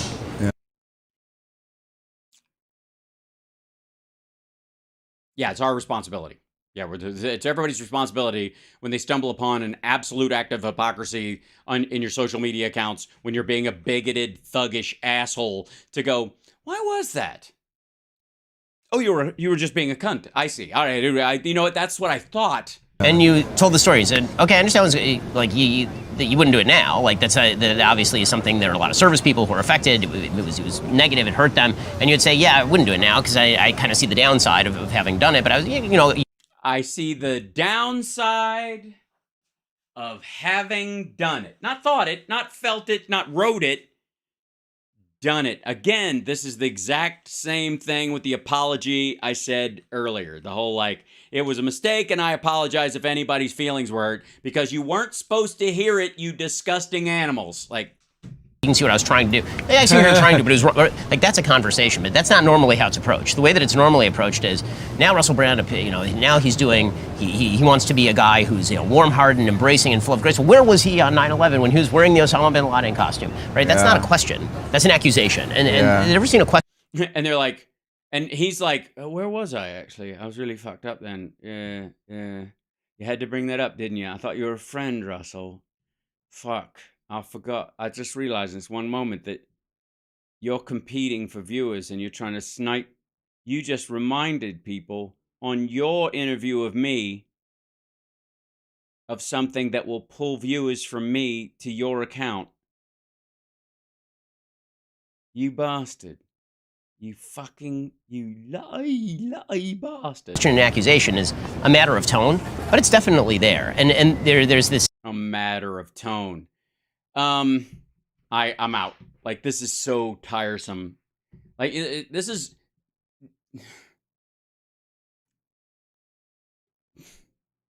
There is a. I don't know what. There's a trend right now in right wing. I don't know. I guess they're interviews, but they seem like just mutual masturbation sessions that these assholes are doing, and. They're all fucking boring. Ramaswamy, the guy who's running for the, against Trump in the Republican primary, the guy who first, jumped in, he has a podcast. And I was like, all right, well, I probably should, if he's going to run and it's going to be legit and he's got the money to do it, I might as well check out what his thoughts are on things. And he's got, he brings on the same fuckers that Ben has on, or Candace Owens interviews, doesn't matter. And the only thing I can say about those conversations is that they are fucking dull. For people who are in the fuck your feelings, I should be able to say whatever I want, freedom of speech over uber alles, blah blah blah. It is the most it has to sound like me talking to a friend about D&D characters in middle school, where we just yammer hours and hours and hours about our, about our character classifications and whether they could handle certain things and the different adventures we'd been on and blah blah blah. Like it's just fucking, you know, and or listen to somebody argue a couple of people at Comic-Con arguing if Hulk could beat up Superman because Superman's is always the same level of strength, but Hulk gets, the more angry he gets, the stronger he gets. So the more, if Superman had beat him right, like that kind of conversation. It's all like that. That's kind of interesting. That probably interested a couple of you. But you know what I'm talking about. If you're not interested in those topics, you're like, what the fuck is this? Good Lord, it's boring. So, all right. Speaking of, by the way, speaking of boring, I'm running out of time already. Jesus Christ. Like, there's so much to this stuff. Yeah, boring. We're going to needle drop this too. I'm going to take this from the top. But this is, you guys know I had to dive into this. Look at the title. The severe economic consequences war with China may bring. This is after Rep. Chris Stewart said in a recent interview that he believed America might be 4 to 6 years away from a war with China. A senior officer called him in and told him he was wrong. He said, Chris, I think you're wrong. I think it's closer to 2 years, no matter the timeline. Blah, blah, okay, whatever. About when they're going to attack Taiwan, yada, yada, yada. And Glenn is worried that that'll be the end of the dollar. Like, fuck Taiwan. This is the same argument from these folks. There's been an ongoing thing in China because you don't really have what we would consider car insurance. And if you injure someone, you have to basically pay for them the rest of their life. So a lot of people, there was like all these videos in the last 10 years of people just running over people and then backing up and running over them to kill them because a dead person is a flat fee, but a injured person, you have to pay for that injury forever. And so they'd rather deal with the dead person. And if you've got a car, you're doing well anyways. So you've probably got the ability to slip money to the right people and get off anyways. It's fucking horrifying. But it's this idea like, if it affects me past a certain point, fuck those people. It's the crassest, most disgusting version of that. And there's a lot of that in Glenn Beck in terms of, you know, the conversation about, well, I mean, Auschwitz is a long way away. There were conversations like that being had in the circle of people that would believe what Glenn Beck believes back before World War II. Stewart on with us. Hello, Chris. Always good to have you on. Good morning, Glenn Beck. You are, of course, a national award-winning author. You're really good. I tried to hire you as a writer, and then you're like, no, I think I should go to Congress. What a mistake that was. You're a world record Air Force pilot. You are a former owner and CEO of a small business. And now you're a government employee. What happened? Now you're in Congress, and I'm sorry for that. Chris, yeah. You are on all kinds. Yes, I mean, the idea of public service, I mean, it turns my stomach, Glenn, but it's really the best way to buy up land in Utah. Of committees, and I've got all kinds of questions. So let me start with the latest. Are you my mother? Did you read the Washington Post today? Not yet this morning. What did I miss? So they say that, well, they have one source, and it's a kid, but they did talk to his mom before they put him on record. A kid says that he knows who the leaker is. Oh, right. And by the way, this is, I guess, from, I don't know when this was posted, but they've already busted the guy. They've named him already. Leaker named. This will be. Yeah, National Guardsman, 21 years old, Jack Teixeira, this guy. Authorities say Jack Teixeira, a 21-year-old member of the Massachusetts Air National Guard, posted sensitive materials in an online chat group. FBI arrested him in connection with the leak of dozens of highly classified documents containing an array of national security secrets, including the breadth of surveillance the United States is able to conduct on Russia. Airman First Class Jack Douglas Teixeira was taken into custody to face charges of leaking classified documents after federal authorities said he posted batches of sensitive intelligence to an online gaming chat group called Thug Shaker Central. That's them gathering him up. There he is in his red shorts. What's up, traitor? Great idea. And by the way, this don't get caught up in like, is he a Snowden 2.0 or is this a WikiLeaks moment? Nah, he didn't give a fuck. He just dumped it in a chat room because fuck everybody. The arrest raised questions about why such a junior enlisted airman had access to such an array of potentially damaging secrets, why adequate safeguards had not been put in place after earlier leaks, and why a young man would risk his freedom to share intelligence about the war in Ukraine with a group of friends he knew from a video game social media site. Besides the fact that he's a big dummy, because he's a dum-dum and he's a big dummy that's going to go to jail for a long fucking time.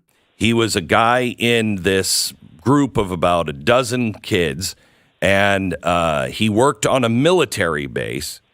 And would go in and just leak these documents to the kids. I find that a little strange, but I wanted to ask you because he worked on a military base and he said he had access to documents and servers that he could get in and see all these secrets. How hard is that with the documents that you know and I know have come out? How hard what kind of classification would you have to have? And do we have those kinds of skiffs on military bases that would allow access to anything? Yeah, well, a couple things, Glenn, if I could. Number one is you said, did I read the Washington Post this morning? I got to tell you, I don't read the Washington Post most mornings. Yeah. Because not a trust. Chad, what I care. I chose a job in Washington because I love staying home. Right. Okay. Not a trusted source of information. So, they turned out to be right. let's at least consider that. Yeah. Okay. But So, by the way, that's Rep. Chris Stewart from Utah insulting Glenn Beck for being a sponge-headed follower. the other thing, too, is that I think there's probably two elements of this that are worth commenting on. Number one is that most of the stuff that we've seen, in fact, all of it, is classified top secret, which is actually one of the lowest classifications. So it probably... One of the lowest secret classifications. That's why they call it top secret. Is there a low... Maybe we should have a low secret. If this one gets out, it's 5 years in jail, not 35. Thousands of people who probably had access to a lot of these documents. Okay. And the second thing, Glenn, is that the whole presumption of the classification, number one is we overclassify a lot of things, and that's another topic. But some of these things, if you read them, you think, well, that doesn't seem terribly classified. And that's because you're a stupid person and you don't understand correlative knowledge. If we know this detail, we know this detail, and then we get this low res, what you think is not important, but a top secret document that might remove that one element of the equation from it. We can't finish the equation without this one element, but once we know it, suddenly we can see from that detail that's publicly available and that detail that's publicly available, this secret element adds, it fills in the entire picture and gives us context, and therefore we can act on the other information that we can get through other sources. Might seem minor, but, it's like that one missing screw from a piece of IKEA furniture. seems actually fairly obvious. And I think that's the case with some of these documents, although not all of them. So far, this asshole would go, I would have classified some of the papers that leaked out as less important than the ones that were really dangerous, but they were all in the same folder together. So maybe that's why they were all top secret. Fucking hell. But my point is that the whole process only works if there's a presumption of trust. And of course, there's some people. No. There's no presumption of trust, you dumb son of a bitch. The whole point is that that's what need to know is about. Why do you, nobody has a presumption of trust. Why the fuck do you think people have passwords for websites? Presumption of trust. Okay, when you're talking about like military people, that's why you have different categories of people who are allowed to see shit. And if this guy doesn't have the right to see it, or he got the right to see it through malfeasance or lying or pretending to be something, that's spying. And if you're like, well, you trust people. And so sometimes, you wake up in a hotel room with your pants on backwards and the Russian hooker you picked up, turns out she's leafing through your briefcase. But she seemed trustworthy at the bar. that you can trust and you shouldn't trust. But it seems to me like there was a breakdown more broadly, and that is someone somewhere had enormous access, and clearly someone somewhere, and over a long period of time, and it seems like with just extraordinary ease, was able to have access to these documents and then walk out of the building with them. They didn't break down through computers and get electronic access. It looks like they had physical access things and actually were walking around with them. That is actually quite surprising to me. Uh-huh. So we're seeing now with China, some of the leaks are about China and us not being able to have war with them. Yes. Not being able to have war with them. This is some of these leaks about us. You know, some people have a way with words. Other people not have way, I guess. No have war with them? What the fuck? Us not being able to. Hold on. With China, some of the leaks are about China and us not being able to have war with them. I think he means make whoopee, but not being able to have war? Fucking hell. I make war a long time. Simmer down. The Taiwan thing, where... The not being able to have war with them. The Taiwan thing. What's the thing with the Taiwan? But is that a thing? We headed on that. Where are we headed on that? Is China... I mean, if I were China... If you were China, you would probably be in the exact same shape you are in now, Glenn. This president and this Pentagon, man, I would, if it looks like somebody else is going to win the White House, man, I would make my moves right now on Taiwan. What? You mean Trump? You can't say that we're fucking ratcheting up for a war with China and, oh my God, we're on the cusp of this fucking war. It's coming, and we're going to have to deal with this, and they're going to invade Taiwan. And Biden said repeatedly that we're going to back them if they do, and the European Union isn't necessarily going to send ships that they don't have to an area they don't cover that we're handling. That's not important. The important thing is that Trump wouldn't give a fuck. Well, can they? Yeah. Yeah, well, they're close to that. They're not quite where they want to be militarily, but military isn't the only consideration that they have. No, I would have thought that they were already that Biden was kicking. They were kicking Biden's ass and they owned him. So what?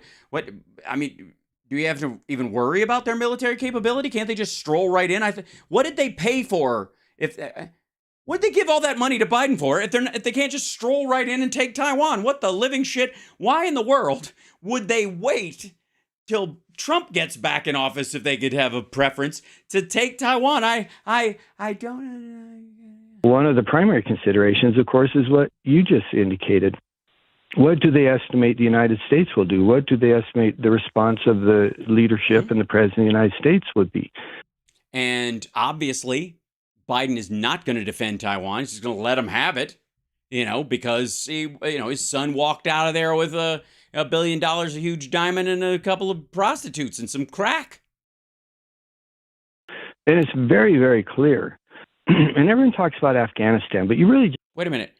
What's very, very clear? Just can't overemphasize the importance of that, Glenn. I mean, as I've traveled around the world since then, I hear it all the time. And not just from our friends, but from our adversaries as well. I mean, why are you talking to our adversaries and about what? They look at that and they just go think what fickle, naive, weak leadership that was. And by the way, you mean to plan the exit like Trump did or execute it like Biden did? It's not just President Biden. It's General Milley. It's General Austin. Oh, I know. They're the ones who presided over that. I know. No, they didn't. As a matter of fact, they tried to talk him out of it. Just like everybody else did with Trump and with Obama. They tried to keep it we just need 18 more months. and we'll get this whole fucking locked. Don't even worry about it. Well, in your third year, we'll fucking get out. Let us give it a little more, and then no. And Biden went, no, buck stops with me. Fuck it, we're out. It's far too long. This makes no sense. We're throwing good money after bad for fucking decades, and it's not going to create a country. So there's no question that President Xi looks at that and goes, well, maybe now is the time. And if I could share one. Based on what? Based on the fact that we're no longer spending that money in Afghanistan, those billions of dollars a week. Where do you think that money goes? One personal experience I had, I was on another interview, and they asked me, well, what's the timeline? I said, well, it's hard to say. The analysts, of course, predicting the future, but I said, I think it's probably 4 to 6 years. And that weekend, I was called by a former. By the way, I think the invasion of Taiwan is what he's talking about. But the way Glenn Beck, that the Chinese within 4 to 6 years will attack Taiwan. That was the interview. That's what he's discussing. The way Glenn Beck put it, though, is he believes America might be 4 to 6 years away from war with China. The former National Security Advisor, Robert. And there is a distinction between the two. A friend of mine. Then he said, no, Chris, I think it's probably closer to 2 years. And then... Why would they wait until the end of Biden's term? If he's on the hook, how does this make any fucking sense? I don't get it. Why? All right. For all those people like Beijing Biden, they got him by the short and curlies. Well, why aren't they tugging then? An hour later, I got a phone call from another very, very senior military officer who called me. He said, they're attacking right now. It happened 2 years ago. When is this? I said, Chris, I think you're wrong. I think it's closer to 2 years. Having been in the region recently, this much is very, very clear. China is preparing for war against the United States in over Taiwan in the South China Sea. They're preparing urgently, and I don't think the timeline is a decade for sure. It's probably not 5 years. It probably is sometime between now and the next election. Well, that's because they're counting on the idea that during the election, perhaps, and that's the thinking on the military people he was talking to, and I don't think it is. But they're thinking that we will be so wrapped up in a contentious and vile campaigning season because Trump will be running again, and it will be full of incendiary shit, and then they will do it, and Trump can blame Biden for showing weakness and yada yada, and dragging us into a war with China, and da, da, da, da, and I could shut it down in a couple of weeks, and so they feel like they could use that to help Trump get back into office and broom Biden and reverse the CHIPS Act and shit like that. That's the thinking of a bunch of these folks. What does that mean for us, Chris? Why don't you tell us? What does it mean for us? What does it mean that China decides that Taiwan, which is part of their country already, must be bombed into basically just 5 huts and a couple of tea fields? Chris, what does a world with the United States at war with China and most likely with Russia, what does that look like? Why don't you tell us, Glenn? I mean, you've read the Bible. Yeah, and that really is a key question. What does that mean to us? I was in Ukraine last week and left there. Well, it was an interesting trip. I'll tell you that. Mm-hmm. Why don't you tell us about it, Glenn? But one of the impressions I left there with was, to those of us here in the United States who we've sent them, as you and I have talked about, perhaps more than $100 billion. But most Americans, they may say, okay, well, we want to support that. It's a lot of money. But as far as it affects how we live day to day, it does not. I mean, we're completely unaware of it. Now, President Biden will blame the price of fuel on the war in Ukraine, but that's nonsense. That's not the reason for that. It's because of his own policies. But no, it's because of last year. It absolutely was. It's just not affecting it anymore. When and if there. Also, tell me about the Willow Project. No, you're not going to tell me about that, Utah? There is a war in over Taiwan. Every single one of us will feel it every single day, and I'll give you one illustration. Have you seen the price of rice lately?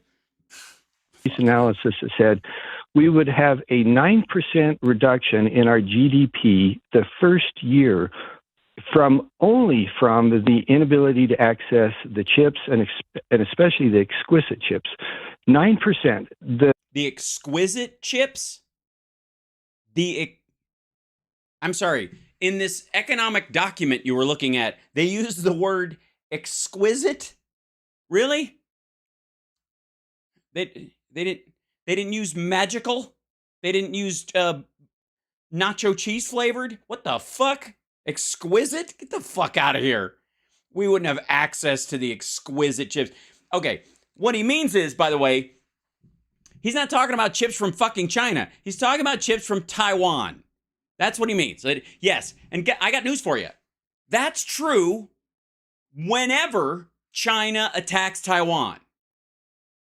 If we lose, if any access to chips that we would lose are not because we're at war with China. We would lose them because China has decided, apropos of fucking nothing, because they feel like it, to kill a bunch of people in Taiwan and bomb the living shit out of the island. And, by the way, those chips, those exquisite chips, are printed by TSMC, but they are designed in Silicon Valley. They are designed in the United States. These are not Taiwanese designs of chips. These are not Chinese designs. They are designed here. They are fabricated there. And so, this asshole, hold on one second.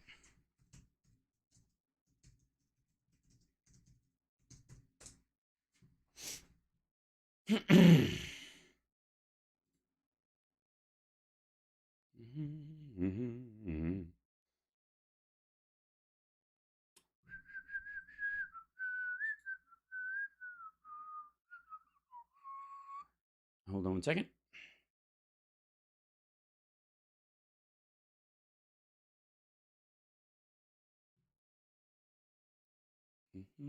Okay, one second.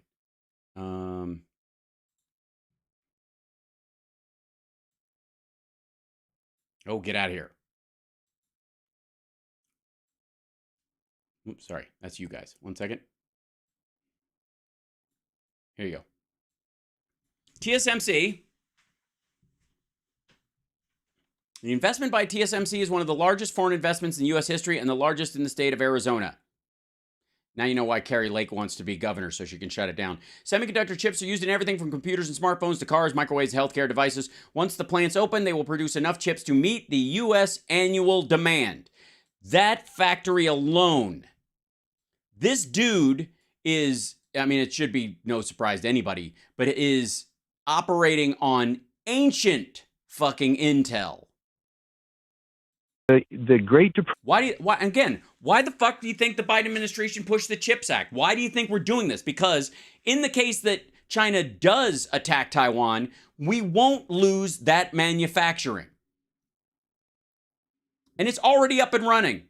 It is already functioning now. They're not at full capacity yet, but they sure as shit will be in the next year or so before China attacks Taiwan. And then what? Is it strategically more important for Taiwan to have their main functioning chip factory in the United States instead of on their own land so that they can do the administrative aspects of chip manufacturing over there without actually, worrying about their factory being bombed because Xi Jinping doesn't want anybody to know that his 3 red lines policy was ass? Reduction in GDP the first year was 7.5%. Oh my gosh. If we don't have access to those exquisite, sexy, voluptuous, saucy little chips. Shut the fuck up. All right, I'm over that too. All right, I'm running out of I'm already over time. But Christ almighty, the lazy, intellectual incompetence of this shit. And I'm going to bring the chat back in because I love you guys. 1 second. Here we go.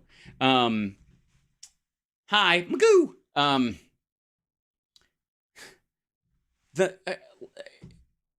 Is it possible Is it at all possible? One more, please. I got to get some rest because I got to stay on schedule because I burned myself out yesterday. But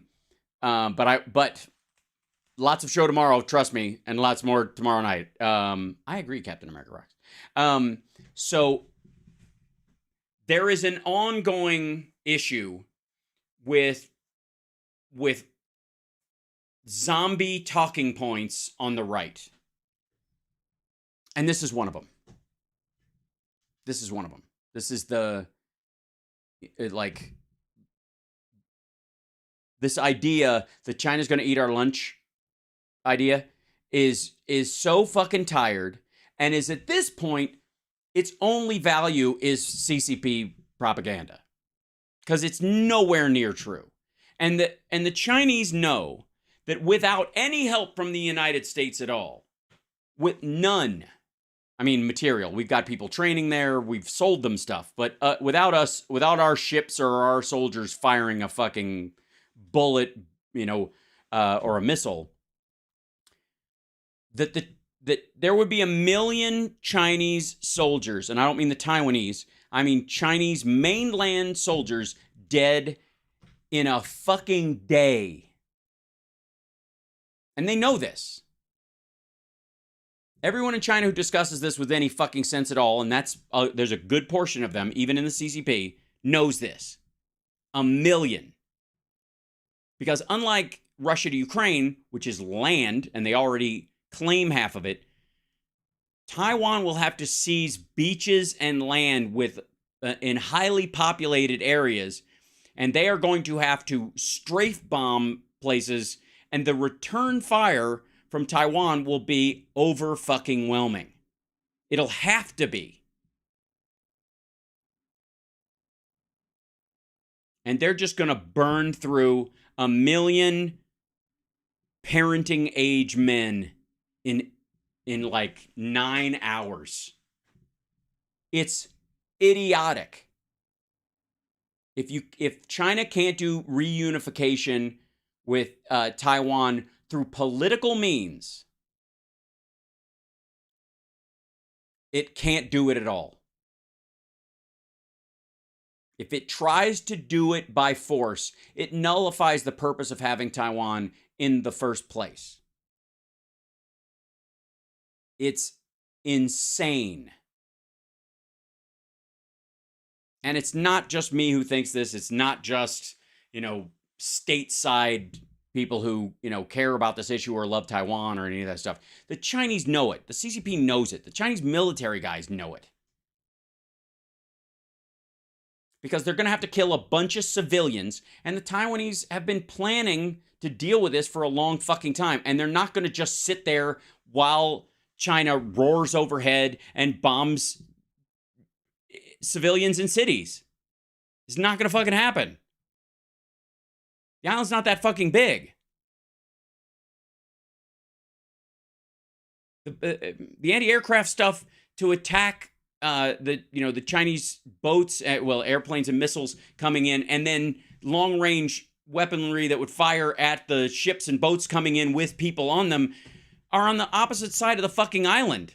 They can't circle it and cut it off because we have subs in the area letting the Taiwanese know all the fucking time. That's why when they do this shit, they always traverse the upper corner of the atmosphere, of their territorial barrier. They just it's like they're just tagging on it.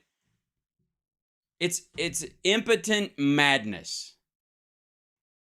And by the time they do it, we have the lesson learned about Afghanistan and Russia's invasion of Ukraine more than anything else was a lesson learned by the United States government and the people of the United States, which is if we rely on the world market for oil, then any country can just start manipulating the price and fuck with our politics and fuck with our country anytime they want to, the same way Osama bin Laden did, the same way dragging us into wars in the Middle East did, and we have no interest in that anymore. We used to say it all the time, no blood for oil, and we have, the minute we stop buying oil from violent people that use it to buy weapons to kill innocent people, we're out of that. We free ourselves of the karma and the need for it, the better. And then it drifted off a little bit, and Russia resurged that whole thing and made us and the Europeans really aware of it. And our movement because of climate change and all that kind of stuff has moved us in a direction where renewables will make the difference. We produce 17.3 million barrels of gas a day, of oil a day in the United States. We need 20. If we lower that amount, we can either raise it up to 20, which we're probably going to do. We're probably going to be at 21 by the end of the year. We can do that, and we can lower our consumption through electric cars and renewables and other shit like that. We'll shave off that extra excess so that if we have to cut back, it doesn't affect our life at all. And we don't have to rely on that market outside the country anymore. Same thing, and we learned that lesson. And we're moving in that direction. So it's going to take a while because these kind of lessons, these kind of changes are expensive and time consuming and require a lot of engineering and difficult tasks, building of factories and and refineries and the like. Same thing is true with chips.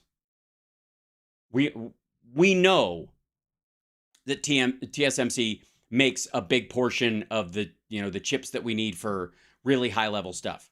So we built one of their factories here already, and we're expanding it. They're investing, we're investing. It's a team effort.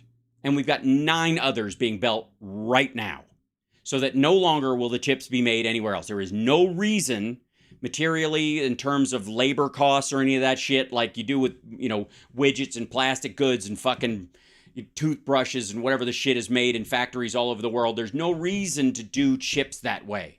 Everybody gets it. It's an expensive job no matter where you do it. And it's worth the expense to make sure that nobody can cut it off. So we're moving it to the United States. That's it.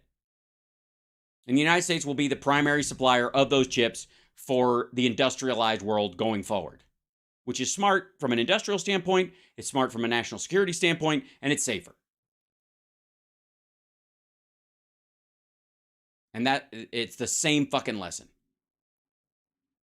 And these dickheads still think it's 2008. And I don't get it. Tobias, thank you so much for the super chat. I really appreciate that. And Persona, bless you as well. Kairis, DC22257. Thank you, Norman, for the gifted subs. Appreciate you guys a lot. I'll see you tomorrow for the morning show. And I'm still trying to get a guest. We'll see. And then, but if not, it's just you and I. It's just the two of us. We can make it if we try. And then Oh, and another thing.